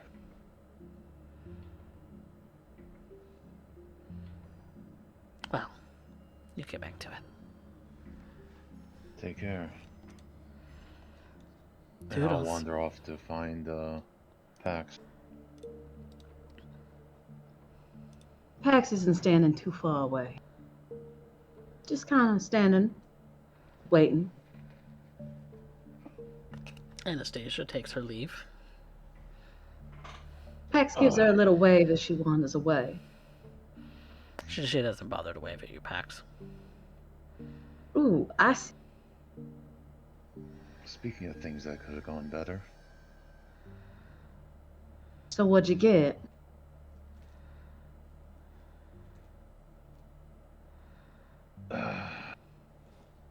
Santos is definitely was fighting around with the Dawn, but they've come to some kind of accord. At least they're not fighting for now. And Santos would absolutely take out Kane given the chance, so Why? because Santos is not like Baron Kane. There's rumors that have gone around. Have you ever heard of them?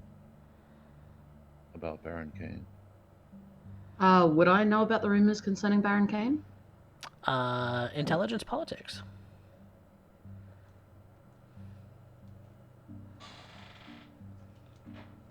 Kiki. That there it is.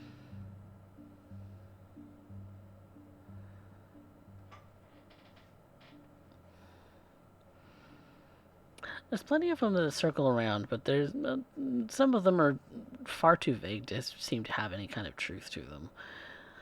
The the big things that you hear about him is why he has the name Kane. There's a number of different reasons, and you know, one of which is maybe he's named himself after the progenitor of all of kindred, as a sort of homage or maybe a mockery. Yeah, who knows? Maybe it's the rumors about him having been Camarilla before he was Anarch, or maybe that he was running with what's called Sabbat circles way back when. Who even knows how long ago? And now he's Anarch? Question mark. It's it's all sorts of it's all sorts of contradictory hearsay. Not a whole lot of proof So, to any of it.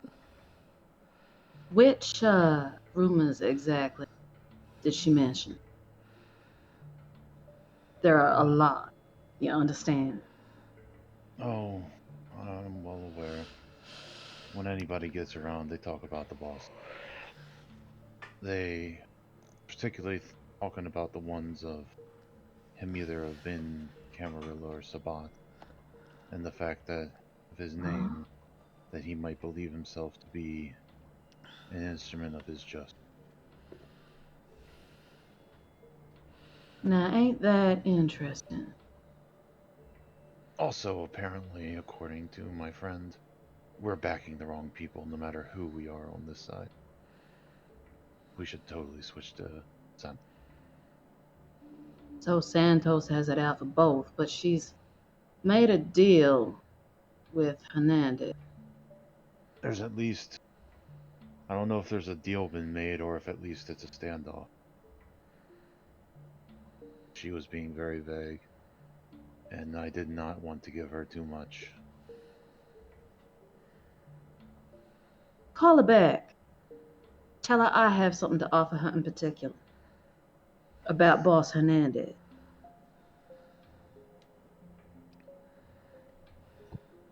Too bad she wasn't willing to talk with me before. I will send the text that my friend has information on our mutual neighbor, if you are interested.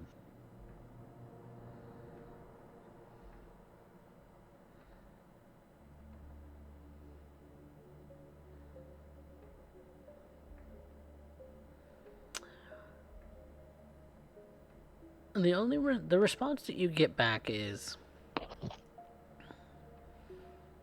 anything she has to say is a lie.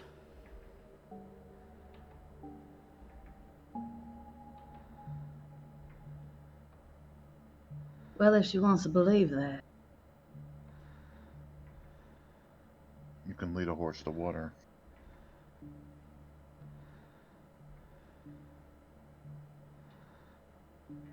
And how does she know that anything that she's heard from Boss Hernandez is the truth? Oh, kindred lie.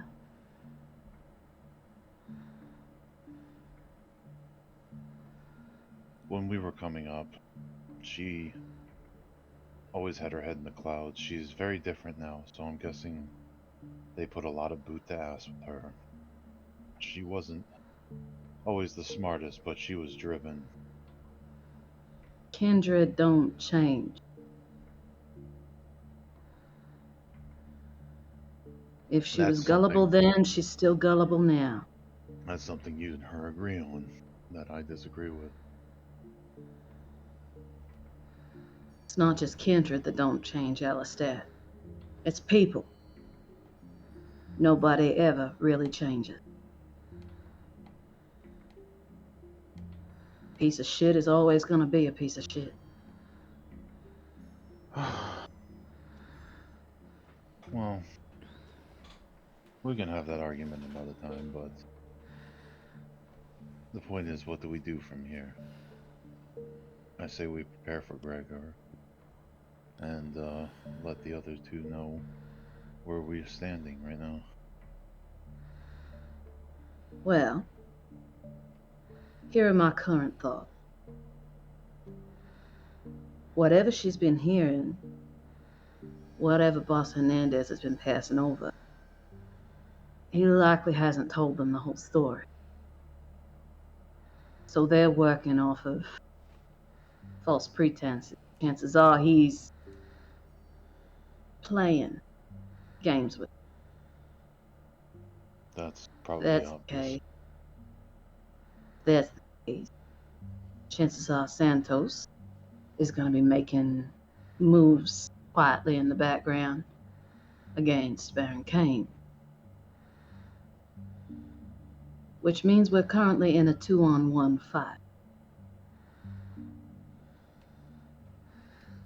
That's I wonder fine. how aware of this Baron Kane is. I have a meeting with him coming up.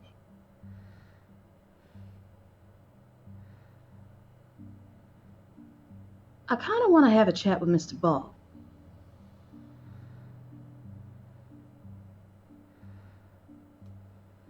I What can do you Travis. think? It is never a bad idea to confide in him. He is older and smarter than both of us. At least when it comes to some matters. I think he could certainly give some perspective. Yes, he definitely does that very well.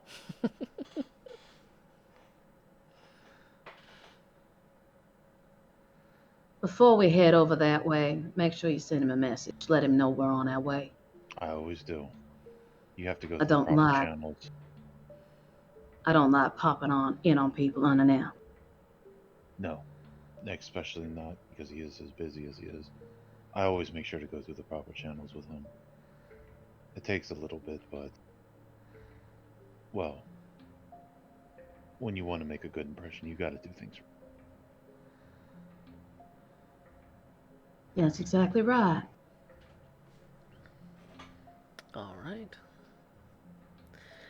So there's a call made to Mr. Ball. He lets you know that closer to the end of the evening is when he's going to be available, but he is available to see you today. So you have a little bit of time to kill before then. Did you have anything else you wanted to do? Not at this point. Alistair would drive us back to the coterie house, and Mm-hmm. while we're waiting the hours out and waiting for either Ophelia or Mademoiselle Yvette to come back to inform them, would be working on practicing the rituals that he needs to fulfill his obligation. Okay. All right. In the meantime, we're going to catch up with Yvette a bit. Yvette, you had purposefully walked out of the coterie house with the intent of getting away from the psychos for a little while. Where did you head off to?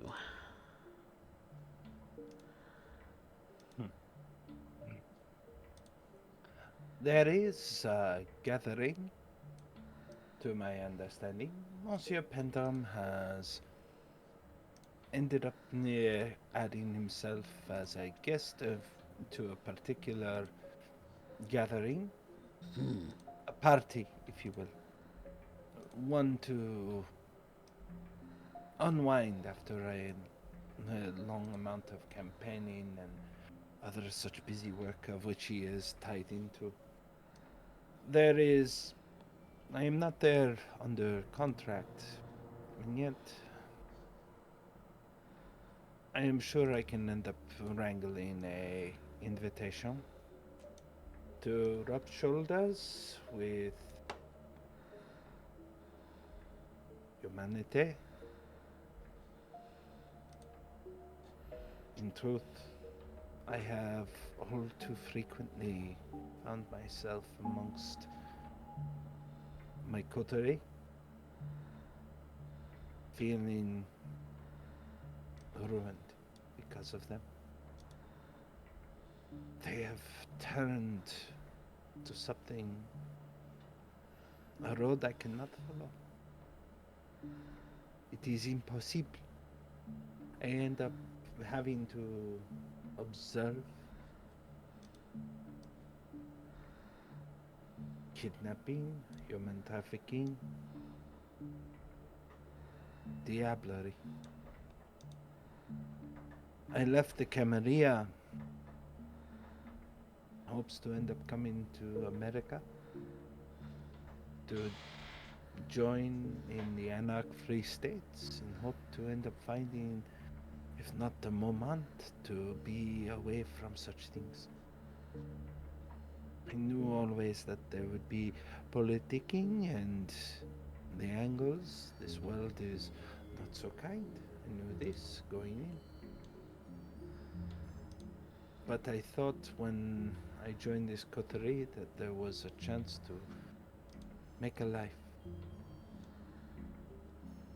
And the more I end up investing into this coterie with my time and experience, more often than not it turns into something horrible. And so I need a moment away from such things to remind myself why I do this. There are lessons I have learned from Randall. Pardon, Monsieur Pentron. And I find myself at this point to need to continue to place myself amongst humanity, amongst the kind, only to pretend that I am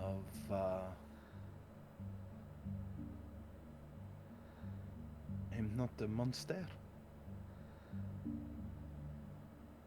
I struggled so hard to not kill that which mockingly calls me famille, that has consumed famille. Come to realize that what I did was futile. Some vain attempt to maintain Mademoiselle Pax from not going down that road. She has gone beyond the pale now. And I don't think I or any of the coterie or those close to me are safe with her around, with the dawn around. But I cannot make steps to cause such ripples in the wind. Or, pardon, that's not the expression now. Ripples in the water. Instead, I must go about and prepare. I told Alastair I would end up showing him how to perform war. Do so, one must prepare themselves. When Alastair thinks of war, he thinks of the shooting, he thinks of the blades and blood and bodies. But that is just conflict. That is not war. War is something else. So, we begin by laying plans. I will see what opportunities are presented this evening. Observe, perhaps meet new faces, find new potential avenues, while also solidifying my holdings amongst Monsieur Pentron.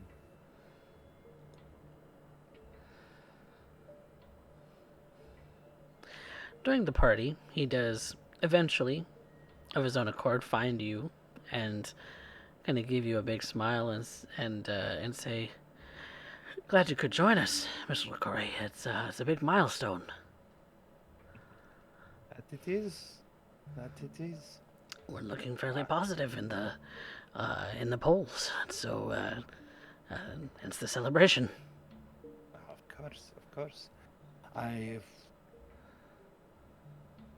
know that you have been busy, and I know that we have spent some time together in all the hustle and bustle, and yet I don't think I have ever personally congratulated you as concerned voter. That's quite all right. So, just you being by my side gives me just that, I don't know, just that little bit of push. It's knowing that, whether you're casting your ballot here or you're casting your ballot then, or, just standing around looking pretty and being the protection I need. It's your support in every which way is not gone unnoticed. I have always ended up being sure to back winners, Monster and Pentrum. But that's not why I am here. No, you're here to have a partake, please. And he kind of gestures you over towards a bar. I, at this point, going to let's see here.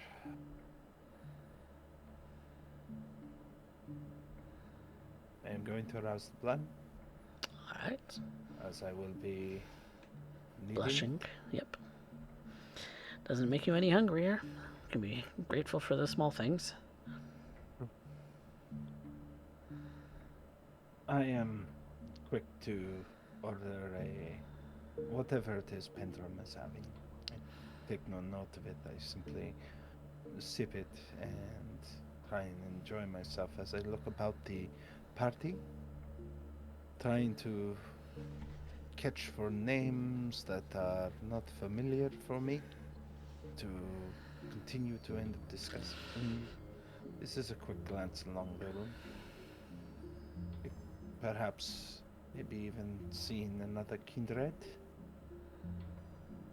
I certainly cannot be the only one yet who travels in such cycles, though the Second Inquisition has made it something to be cautious about. This is true. So if you're wanting to keep an eye out for someone you might know or might suspect, that's a wits awareness. Merci.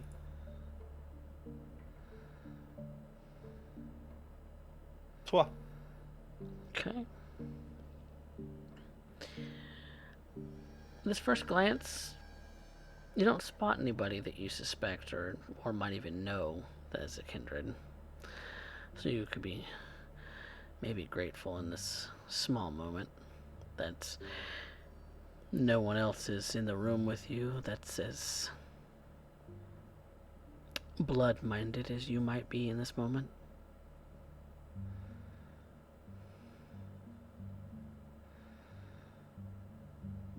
I go about the room, with introducing myself to various members of not only Pentrum's campaign, but also supporters, with a strong emphasis on the donors.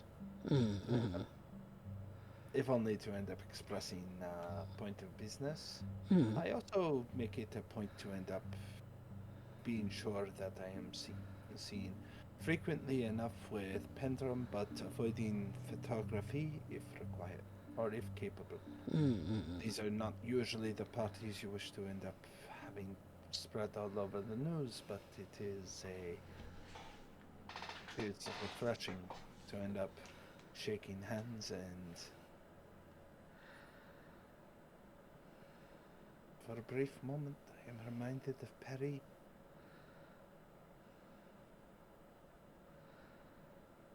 What is it that draws you back to Paris?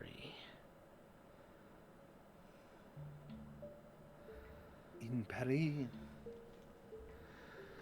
among the Camarilla, We had balls of such. Nothing so cold and modern as Austin. No, it was in grand galas, ceilings that seemed to reach towards the sky,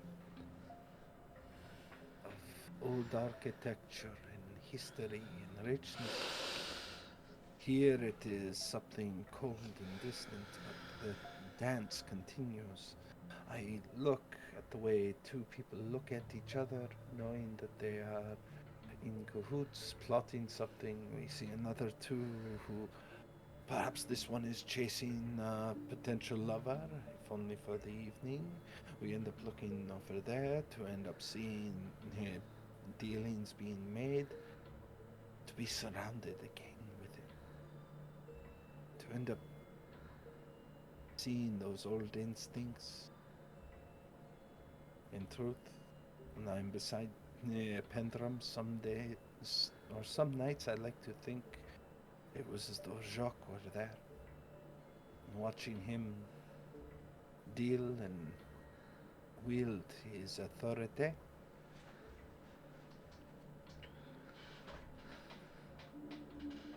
There is one part of me that misses this. This is what I was. A sheathed dagger beside my sire's side. To know that I was dangerous. And that occasionally he would dance with you.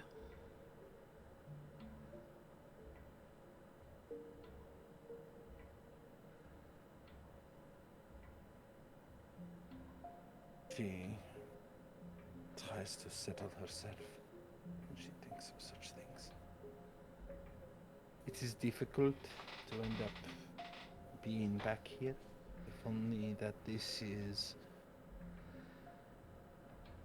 She came here to reenact, to be human, to be perceived as such. And yet her mind wanders some of the horrors that she has felt and thinks of them with fondness.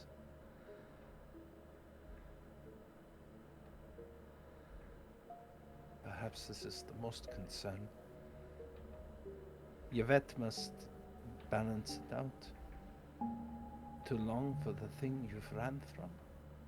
What do the Americans call it? Stockholm Syndrome?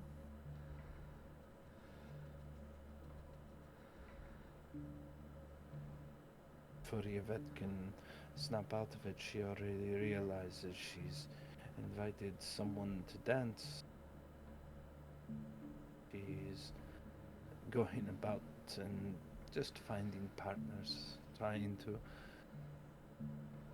be kind, introducing herself to be as though she was free,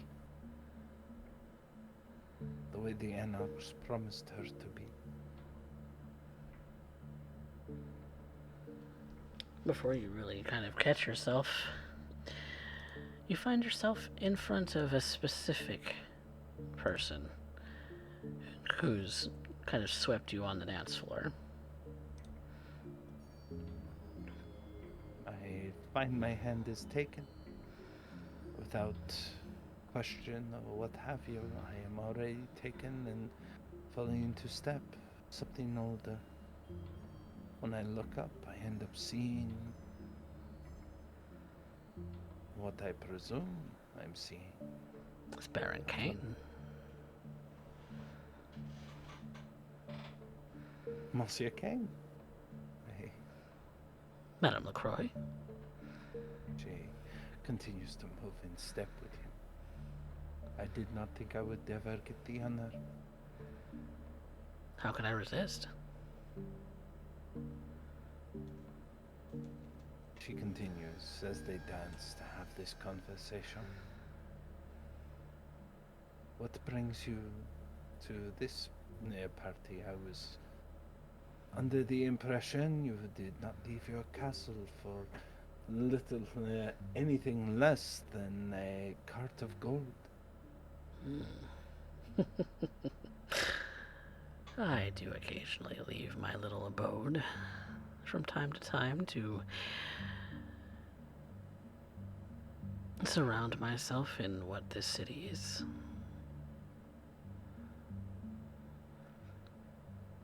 And this city is lively. I think you would prefer it that way. Of course. Who wants a dull sort of existence?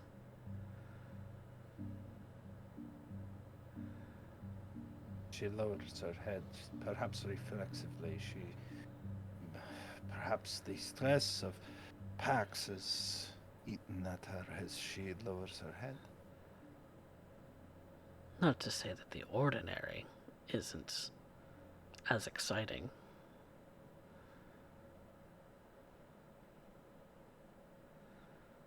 Does the planning fare well?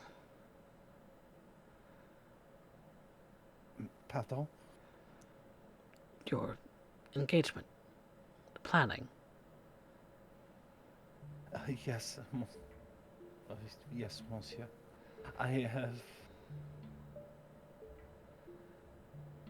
We are making ends meet to do so. I am hesitant to allow him to know how much I can end up providing. It's to be a small affair. I wish for it to remain so. Not something lavish, just something Ordinary human.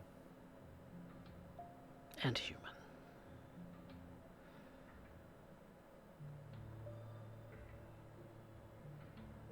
But you seem troubled. Pardon, you do not normally engage in such things in an unprofessional manner, Monsieur Kane. I will try to endeavor to do better. No, I wasn't calling you out to say do better. I was saying I'm concerned because you are concerned about something. Many things. Aren't we all? She stops as soon as the music stops. If it's all right with you, I'd like to go to the balcony and have a cigarette. Would you like me to join you?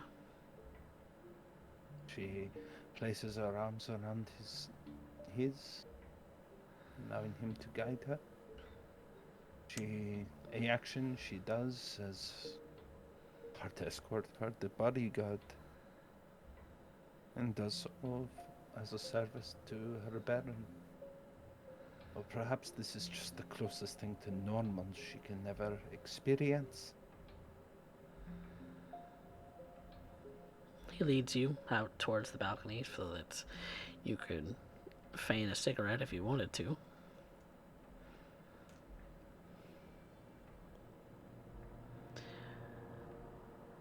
I don't mean to bring business into. You are obviously here to mingle. She looks to the ashtray and grabs, when no one's looking, a single cigarette that is only a quarter lit. Takes out the lighter and takes it in. He is cautious with it, but he has certainly practiced the action. Mm. Takes a moment.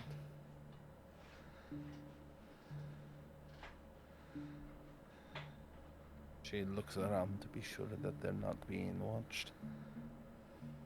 And then when she's completely sure that she is able to speak with Baron Kane, she does so. My Baron, I am concerned in ways that I'm unsure how to broach.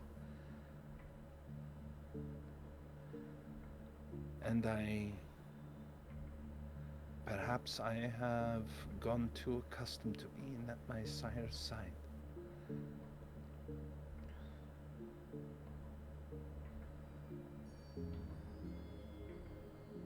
In recent evenings, I have observed things that have become more horrible than I was led to believe. I have watched plans unfurl that sicken me.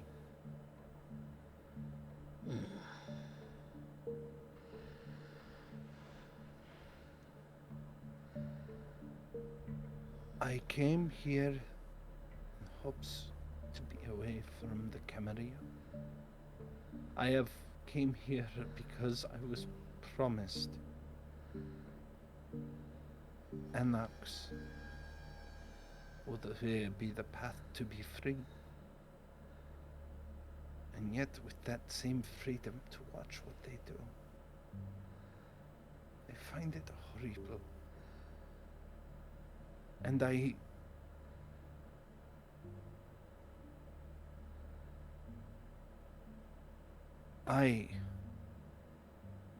have done all I can to not become the thing that I can be.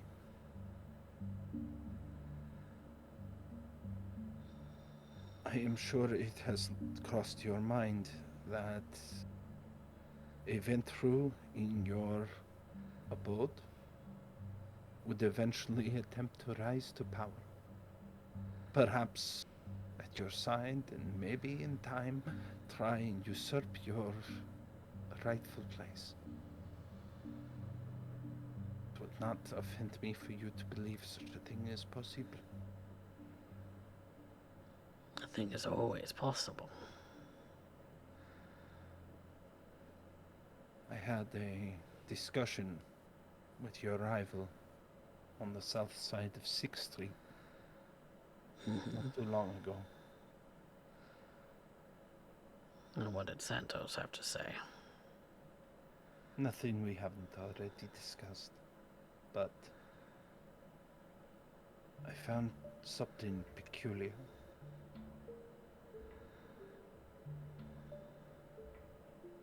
He seems to wish for our true rivalry. What she perceives now is little more than a paper tiger. That may be bluster from her end. It may be true. I do not know. Besides, I've already placed my loyalties and demonstrated them. There is no going back now. But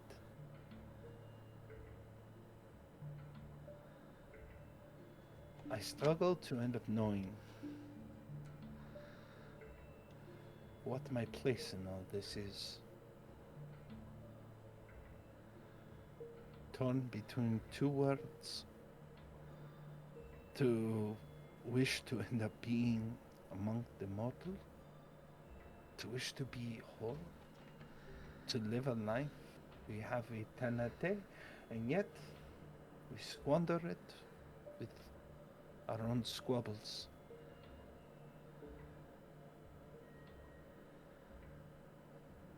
And all I wish to do is get wed. And now I find myself already going back to what my sire made me to be.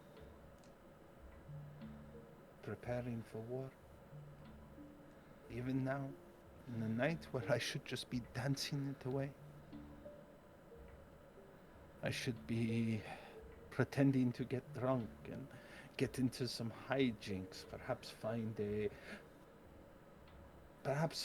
an investor or a donor who later on will end up getting blackjacks, and who cares? And we get in the back of a limousine and allow the hijinks to ensue. I'm sorry I interrupted that. You did not. because that's not what would have happened. I would be scheming, finding a way to solidify my position in amongst this. She gestures to the room. They came out from outside the balcony looking in. This is my place. She looks out at the balcony. And look at this city. And I am unsure if I should ever say this aloud to you, son. But I look at it as mine. This is my home now. And what would I allow in my home? Not what I have observed. And yet, I tie my own hands. I tie my own hands to be sure to not become the very thing that the anarchs fight against.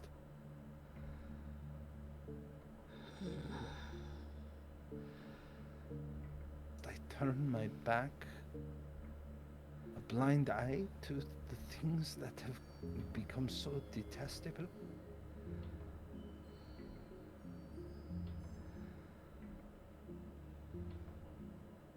The dawn tried to send a message. She reaches into a tank top and places around the round fired at them from Mario.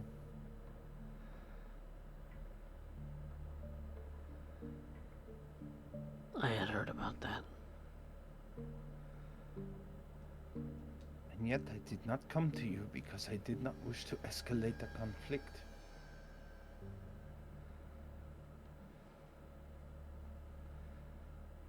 I did not wish to open you up to your rival. But in truth, you know what I wish to do more than anything? Get back at them. I understand. I would go and grab hold my weaponry, and I would end up getting the information I needed, find his businesses, find his launderers, find his suppliers, and I would massacre them. 5 locations every night for the next year. I would turn this city into a war zone. I would end up making sure that the streets would run with so much blood everyone would grow thick as a tick. And I wouldn't stop there. It would be me hammering him that he would bring in the cartels. And then I would end up going to cut them to pieces until they were so afraid of Austin that the idea of coming here would be unthinkable. That Austin would have a reputation in the dark of being a death trap. Would have their bodies hanging from meat hooks. I would have their living eating their dead just to make sure that they didn't starve to death in some basement. To watch them go mad. Because they crossed a line. That is what is in me, Berengain. She places her hand upon the serpent, upon her chest. That is what this is. War. True. War. A sentiment, I suspect. Only you in this side of 6th Street would truly appreciate. I have also waged similar wars. We may have fought against one another if circumstances were different. In another life, perhaps. Or perhaps in another century. But that is not this time. Now all I want, all I wish, is to be well. And instead I am planning a war. A sentiment I also mirror.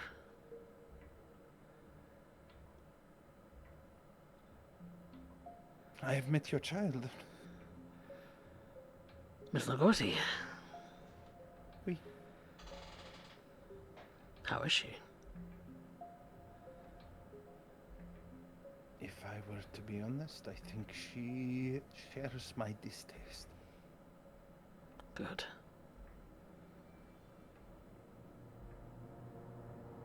Might I be permitted, however, to ask something that would be considered insolence?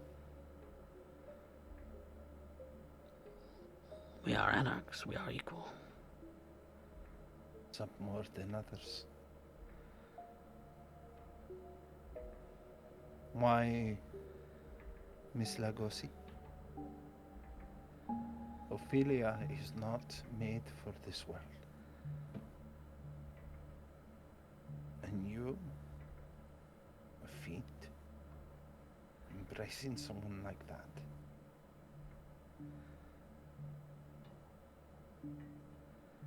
I'm unsure what to make of it.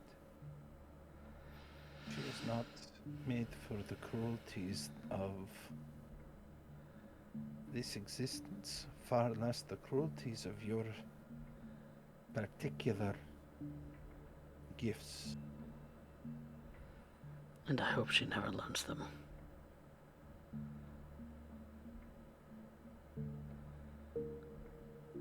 The might.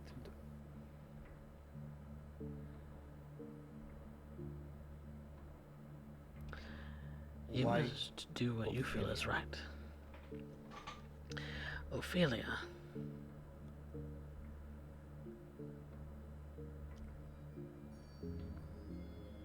Might be a wish.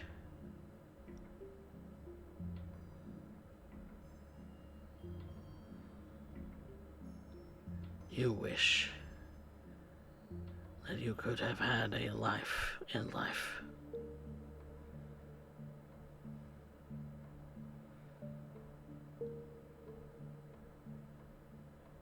My start in this life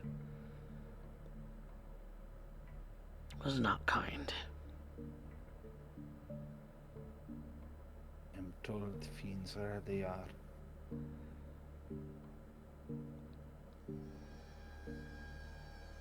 I want her to be different.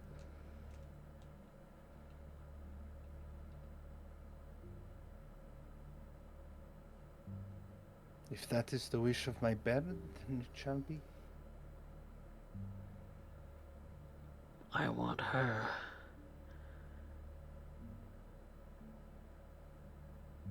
to be regal as a dragon, not detestable as a fiend. Because I am the detestable.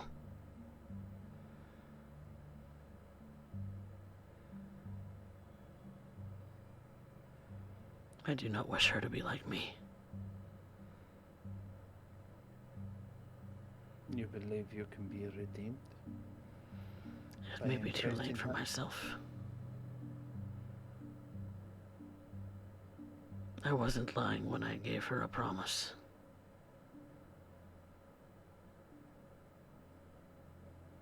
I could fulfill her wish.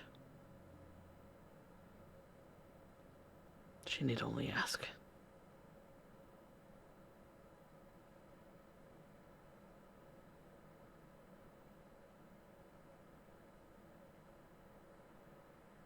If that is your will, then I will see it done to the best of my capability.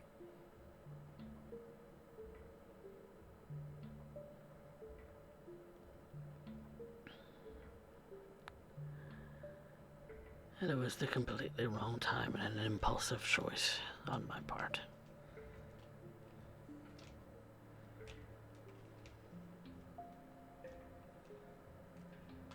Impulsive?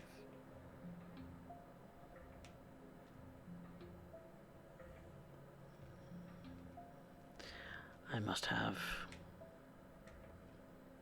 my city and all that it has to offer. That is my nature.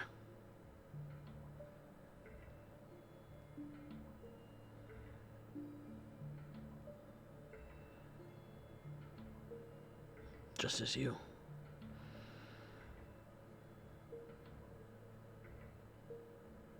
I've been fighting that nature for so long.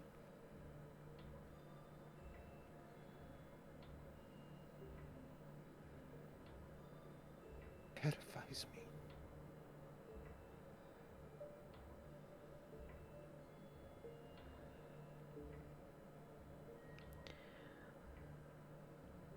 You must do what you feel you must. I expect nothing less.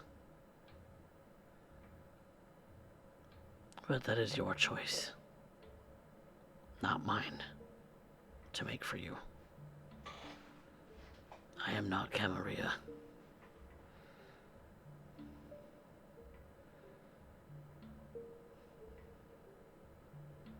She nods.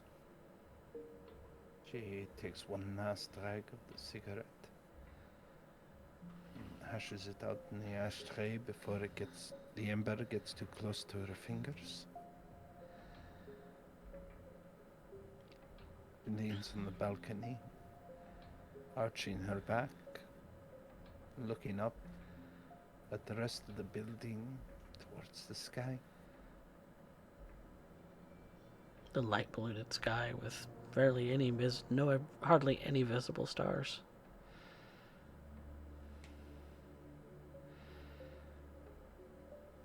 Moon kind of cresting high. And all she can think about is how easy it would be for Baron Kane to throw her off this railing right now. And a small part of her wishes for it.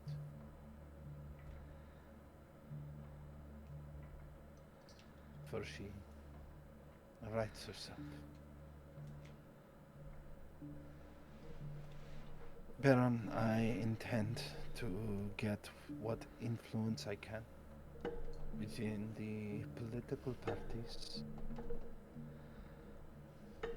specifically with the intent of putting pressure upon the policia to end up pushing them in directions to hinder Don Hernandez's operations without being too direct.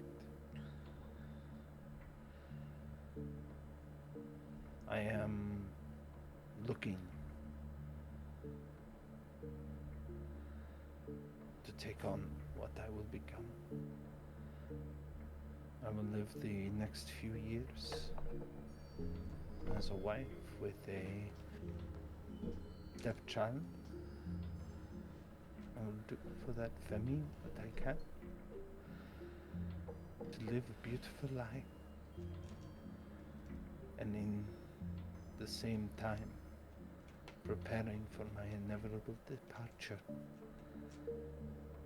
with the skills and the attachments to be able to do what we do in shadow.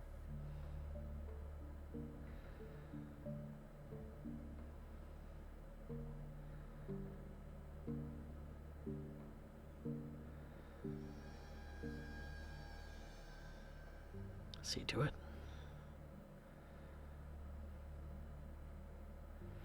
After the party. After? There's still more drinking to do. Yvette looks at that. I'd like to insight on what's.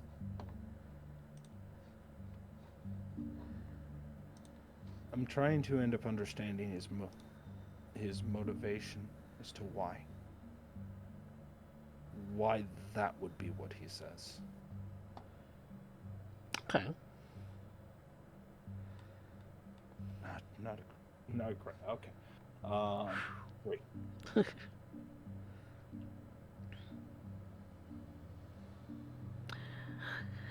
You get the sense that maybe he needs the distraction too.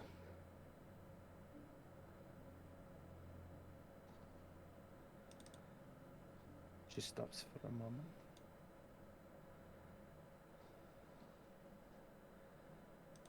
Baron King, you have given me great counsel. How might I return it ear for ear? You don't come out here on a social visit. What is it that occupies the thoughts of a fiend? Pardon. A dragon. The thoughts that occupy your mind are very similar to the ones that occupy mine.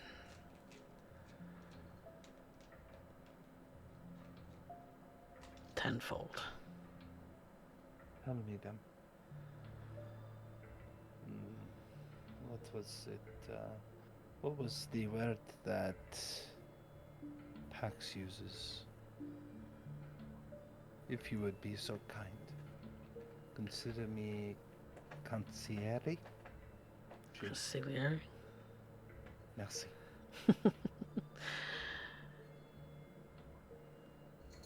Our burdens are shared. I know I am young. The amount of pressure put on the Dawn at the meeting wasn't enough.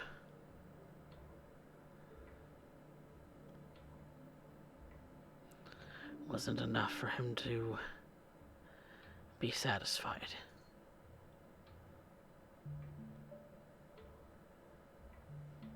He challenges you? Not openly. But at every single turn, little steps he makes hamstrings me. What has he done to cause you such distress?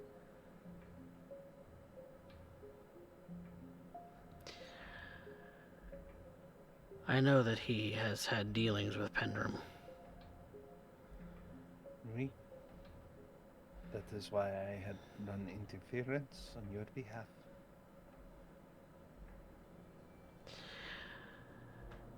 But still, the Nosferatu are cut off from the city. Why? To blind you?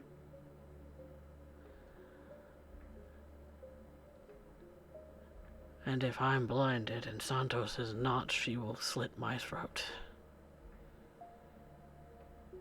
Regardless of what it is she believes about me and my past, or me and my present, or me and my future.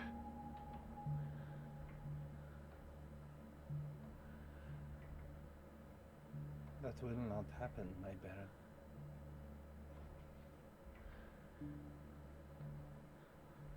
You have several in your coterie who would be loyal to me, yes. No. They are loyal to themselves. They run with purpose, but they are kindred.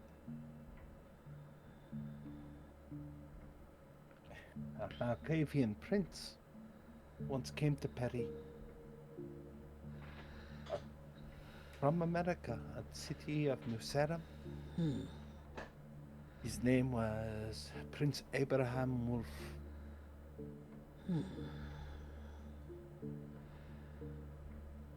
Prince Wolf said at one point that in private conversation that he never trusted kindred. Mortals you can trust, never kindred.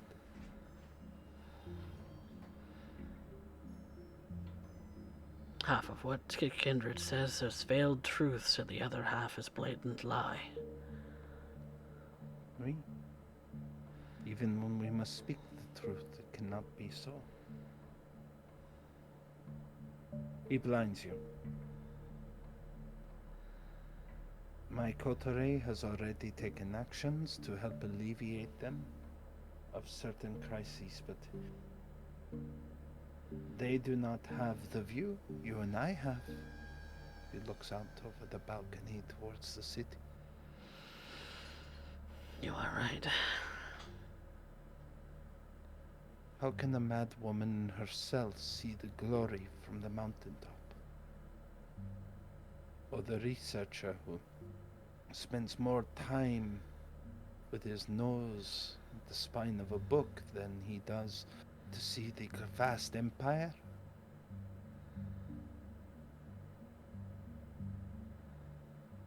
That is not their place, nor their interest. And so it comes to us. The Nosferatu need a way to get out from below. We cannot stop the highway without jeopardizing your power. It is a one gain by the dawn. But if we cannot go through it, we may perhaps go around it.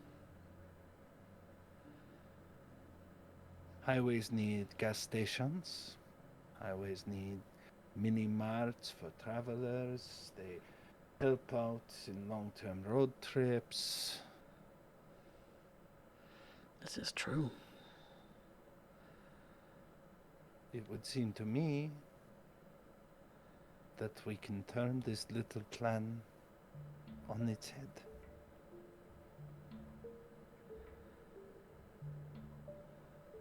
Instead of trying to stop and reduce the feeding by the construction,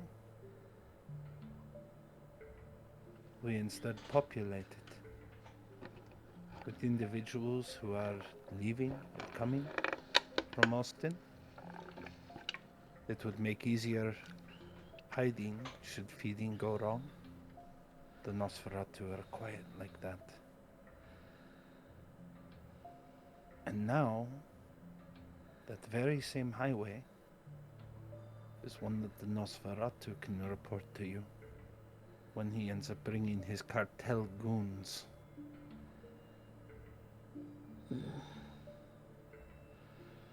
I like your thinking.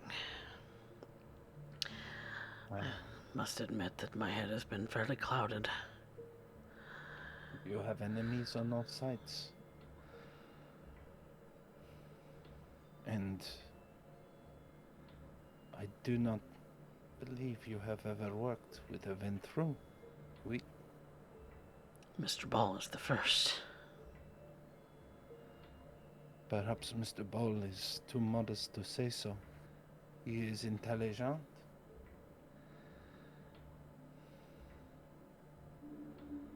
But I believe he fears, as I do, of misspeaking. Unlike Monsieur Ball, however, I have very little to lose, which makes me far more dangerous. And I have every incentive to see you the victor.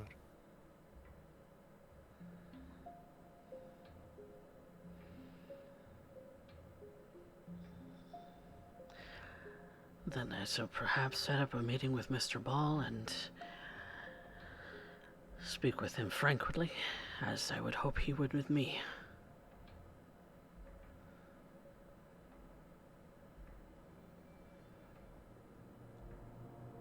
about putting forth this little idea of yours. I can only offer suggestion. It is a good suggestion. I will get further actual, practical advice. I regret that my influence in this city is smaller than one I should be. Don't For be my sorry for age. that. Don't be sorry for that. You have a desire to be human for the limited time that you can. I don't really want to see you try and climb the heights until you're ready.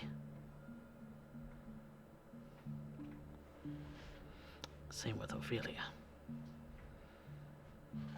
Ophelia does not have the experience of being a ghoul for several decades. No.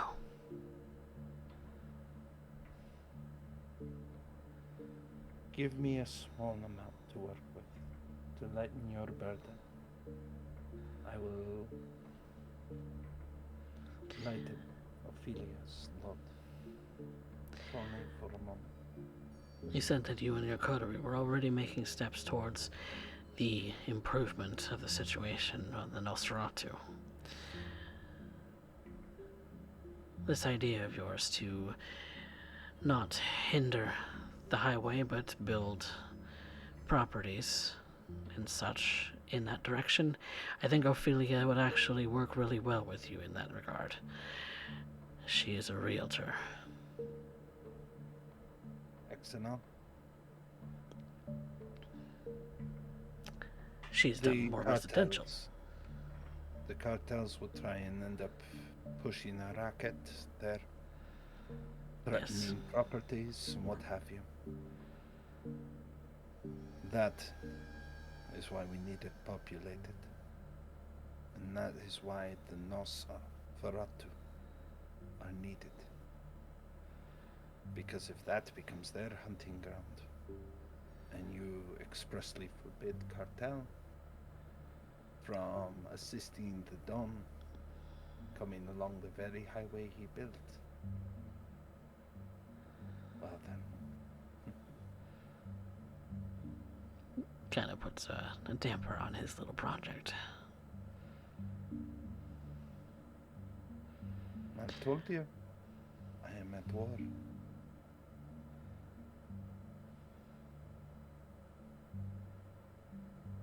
Well, enough I talk think- about war. Is there anything else I can do for you, Monsieur Baron? Pardon, Monsieur Kane? No, you've been insightful.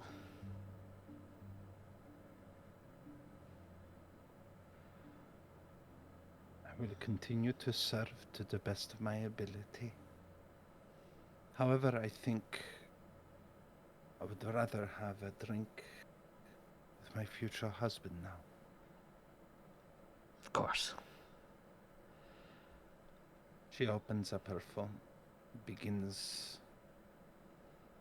messaging. Good to unwind on a Friday evening. And she calls. And goes about dialing in a number for Ophelia.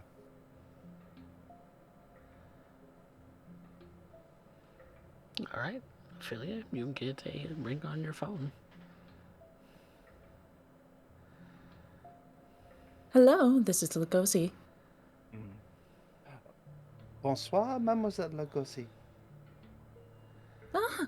Mademoiselle Yvette. How are you?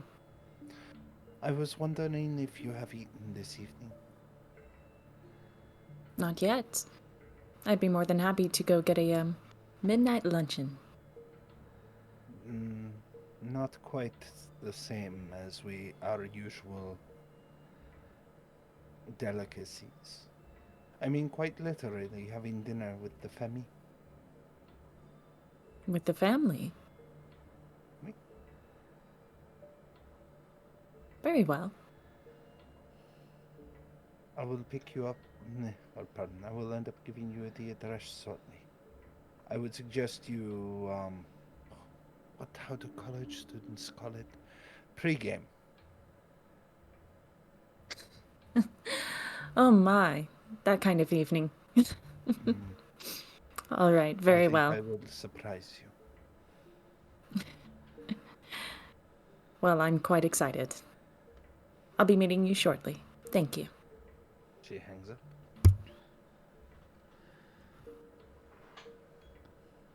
All right. And when she does so, she looks. And she is going to attempt to hunt here. Pull Okay. someone aside. There's a few names she has known and has made several attempts to pull Yes. up, perhaps pull aside. A little bit of schmoozing, a little bit of high praise, a little bit of smart talk. Go ahead and make your hunting roll. That will be That is enough. 5. Ooh, that is plenty. I am going to heal as I feed. Okay. So 1 would cancel out. That'll be enough for now. That puts me at 1 hunger just in case and heals me back to almost full. I only have 1 superficial out of the 8 that I had beforehand. Oh, beautiful. Nearly back to full. It does take a while for the very sturdy flesh of the Ventru to mend, but it is mending. And with a little bit of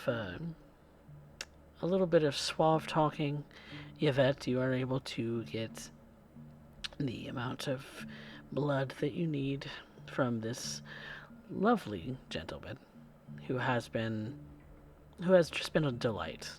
Happens to be exactly the kind of person that would take well to your sort of tutelage, and perhaps it's already begun to do so, as he does fall currently under your particular predilections. I have been trying to make a point to spend more time in these events, and It's I Christmas. am certainly trying to be sure to pick someone particular. She Yes. continues to end up going about. Yes, he is very much to your delight. Let's find out what resonance that's gonna be. It's not gonna be very strong. It's just kind of even. He's kind of a well-rounded individual, and but for now that's probably a good thing. Kind of helps you to alleviate a little bit of your wandering thoughts, and of course the beast is a little more quelled than it was. And just having that as a little bit of relief on this night is an improvement as well. And so you make the arrangements. You've messaged Dale to say that you're bringing company over for some dinner, and with it being Going to be late night, unfortunately, but thankfully Chris does not have to go to school. of course, and who knows, Chris might have a second try at the whole dinner thing. I try not to think about it. High or low? Hi. Let's see. Oh, Dale understands the importance. Dale understands the importance and supervises, and thus the meal, Ophelia and Yvette, even though it turns to ash in your mouth as you choke it down, Dale does seem to actually enjoy it. So perhaps you're enjoying it through him vicariously. Perhaps. But I would like to. Perhaps that's a scene to do it another time. All right. We will pick up there next time, but that will be all for us today for Austin by Starlight, episode 31. Thank you all for playing. You all are lovely. Thank you This for was, hosting. Yes. thank you. This was a lovely game. Oh, It good. was a lovely session. It was. It's very good. Also, a lot of things happened. A lot of things happened, but a lot of it was really good. A lot of wheeling and dealing. Wheeling and dealing, carton and tartan.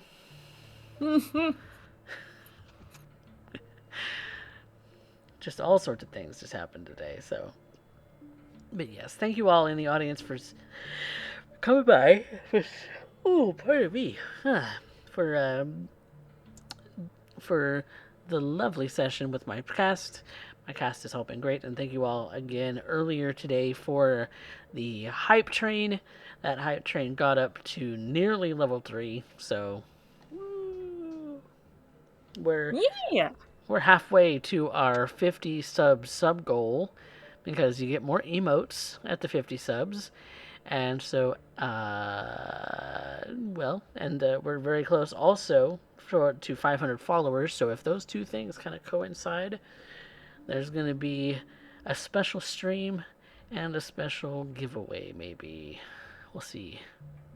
We'll see what happens. But yes, that is all for us today. So congrats to my players. I have some stains to issue. Oh, Nah, no one did Oh. anything terrible. I mean, Lies. You don't know what happened to that limo full of girls. we have no idea. They could have gotten away just fine. Yep. But you were willing to resign them to their fate.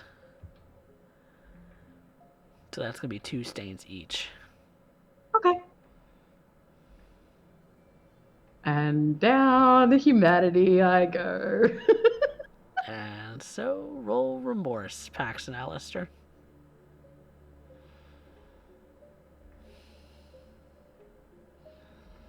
so my remorse dice is what I have left. Yep, what you have left, that's empty. Wow, Pax, actually having a conscience for once. What is this? You Well, I mean, both feel fucking awful. kindred are one thing. Humans are something entirely different. Humans are precious. They didn't have to go into that situation.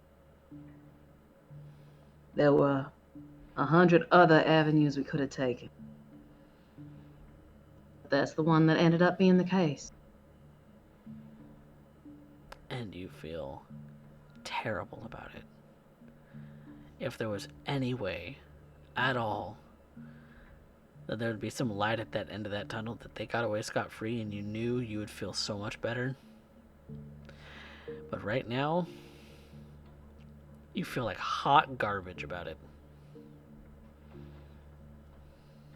Gonna use that as drive. Weren't for Boss Hernandez, that wouldn't have been necessary at all. That's how you want to spin it. But that does it for stains. Did anybody recover any willpower today? I don't even. I completely forgot to set a goal. I just played. Yeah, that's No, a I had a goal. It was party bus. It didn't turn out to be a bus, turned out to be a limo, but yes. Look, it was the ballpark, okay? It involved an engine and wheels and This a lot is of people. true. A long, You know? a long vehicle with an engine and wheels. We And could have 7 people. Look, we could have slapped a V6 onto a red wagon, and so long as we can get 7 people in there, that's good enough. Fair. Fair. Yeah, that's a thing. But yeah, that's recovered willpower. So we're gonna move on to some experience. So Black Wolf, if you would start us a 5-minute poll for who the audience favorite is, that would be lovely. Thank you so much for doing that. In the meantime, we're gonna deliberate about some of the players' stuff that went on today. So every player gets one for being at my table today. And then we discuss between the cast who had our best scene, who moved the plot the furthest, and who had the best line. And then, of course, you, the audience, get to play a little bit of a fickle god in the progress of these kindred, as you get to grant them a bonus experience for just being your favorite. Favorite clan, favorite character, best scene, for your opinion, whatever the criteria might be, vote and use your channel points on that. So, my lovely cast, who moved the plot? Gonna have to either give that to Alistair for completing the party bus. Alistair or tried to make moves. he did, and honestly, he succeeded. He just barely missed one step, and that would have been requesting to speak to Bruiser. Yep. Which I think he can It's all still right. do. Pax has a cover for that.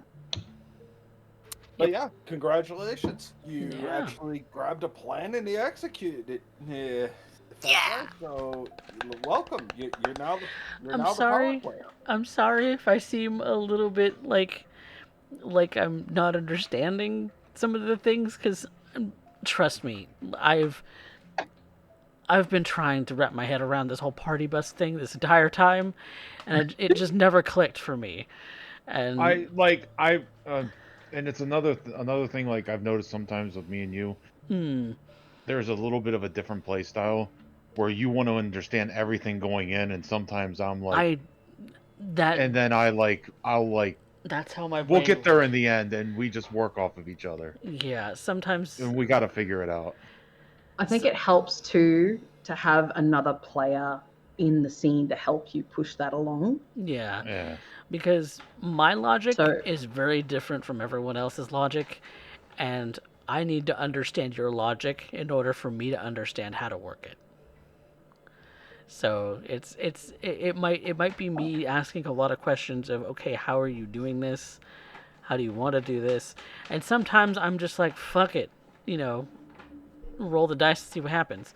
I'm I try not. a little I would fussy that way, and I'm sorry if it seems. If there's something like this before we play, I got to give you a rundown, I guess, because I'm used to not like spelling it out, because I want to play it out in the scene a little bit. Right, and my brain, just the way that I It's work potato. is potato. I am definitely a potato who does not always understand what others are thinking. No, we'll get there though. So it's hard.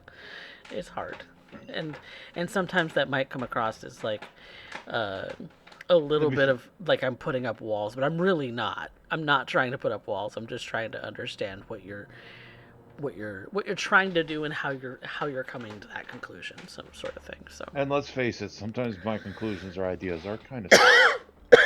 Yeah, because in reality, there's a lot They of make things that sense could to go me, wrong. but yeah, they make sense to me. But then again, everybody else sees 12 different ways that we could do things easier, and I'm just like, this is the option that I see. Fuck it, You're let's not a go chess with it. player. I am a chess player, but I play chess like I play BattleTech, and Derek can explain that later. Blunt force trauma? Why? Checkers. Blunt force trauma. Yep. Yeah. So. I want to give plot mover to Alistair. Okay. Yep, I would agree with that. Thank you. I'm not going to end up stealing that win from you. You Yeah. needed it. and you're finally getting to the point where you're starting to not only think of a plan, but you're actually executing on it. Yeah. Fuck yeah. Damn, Black Wolf has already Black Wolf has run out of points. Oh my god. Uh-oh. Uh-oh. It's a miracle. Ravenstar always runs out of points on Wednesdays. Pax, thanks to Vancouver, who submitted 90,000 channel points to towards this poll. Pax wins for the audience favorite. Thank you, guys. Congrats. Thanks, Vancouver, for spending a bunch of points. It was the black dress, wasn't it? The little black dress. Tiny black dress. Yep. The little black dress. That's what did it. Little black dress and heels. Gotta love that image. Canon that it was really low cut in the front too. Yeah. Them titties hanging out. Yep. Mm-hmm. And the booty go pow. It's funny because she's one of those girls that doesn't have a lot in the front or the back. We love that for her. We do. She's a thin bean. She's a skinny bean. Yep. She leggy. Next up is best scene. This one was really hard because there were two really hard hitting scenes. I still gotta give it the specs for me. Ophelia, I like the I'm sorry, go ahead. I was just gonna say Ophelia's whole scene with her mother and then that aftermath after she got in the car, and it was just like, oh my god. And then Yvette's whole deal with Baron Kane was like so I'm tossed up between the two of them. I liked Baron Kane, the scene with Baron Kane. It was very entertaining. But Specs made me fucking feel feelings, and that doesn't I made you bleed. Good. But I said before, Specs made a high watermark. That didn't mean I wasn't coming out swinging. Exactly. Oh no. Exactly. I expected nothing less. Specs set the bar up here, and Derek was trying to aim for it. Yep. Did he aim for it? That's the question. I do not pull out the tears in the Yvette breakdown every single time. I gotta end up making sure that gotta make those count. Yeah. Yeah, like it's gotta be. She has been pushed to a breaking point, and her whole thing is that stoic. I get it done nature, right? So when it breaks, it has to matter. Exactly. That's the same way that I feel with Summer. So. Yeah. So. Can I vote for myself? Is that something? Absolutely. Yeah. Be a hoe. I'm gonna be a hoe. Be a hoe. That's but it's primarily because I'm giving Yvette best line for describing the horrors of her mind, the visuals. Yeah. Go on. You know what? If that's the case, I'm gonna give it to the hoe. That one right there. You can have it. Yep. Ophelia will get the best scene, and then best line is we got one vote, Yvette, so far. That's okay. Kind of want to throw my own hat in the ring here. Okay, what did you do? Yeah, the whole he's cute, but he's not my type. You, on the other hand, trying to hit on Anastasia. Pax over here being the actual hoe.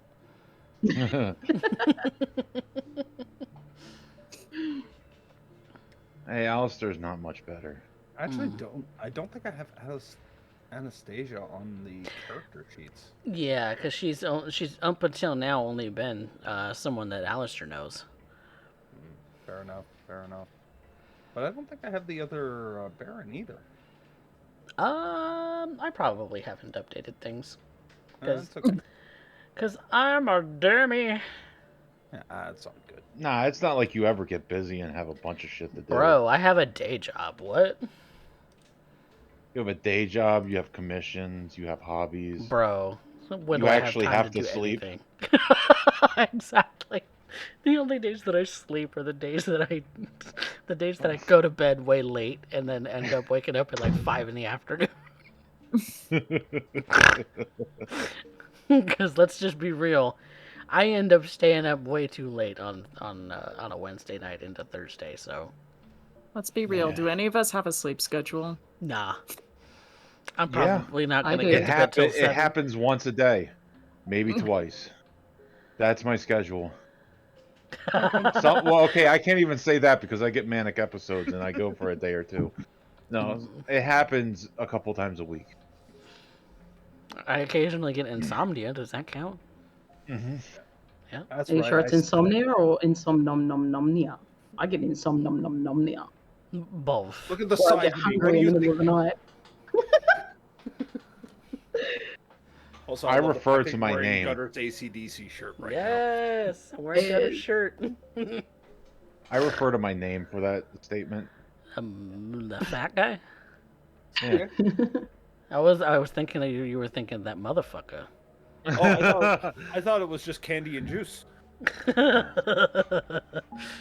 Well, that was Yvette getting the line, or Pax, or who? What? I don't think we decided. I think I like Yvette as much as I like the line Okay. with Pax.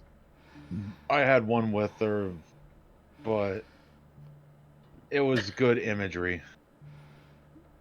My best line goes to Yvette for me. All right. I'm Pax biased. gets best supporting actor. I'm biased. I love everything about this game. Like, no joke. I may forget a lot of things about the kind of little plots that I put in front of you guys, but like, I still love it. It's all right. I have so much to do next session. I don't. I'm the worst. I'm the worst ST. I don't take notes. I have VODs, and I don't have time to watch send you my VODs. notes. I just send you my notes. Please, Fine. please. This way, I have something to The problem look with at. that is I only take notes for PAX. I don't take notes on anything else. Oh, yeah.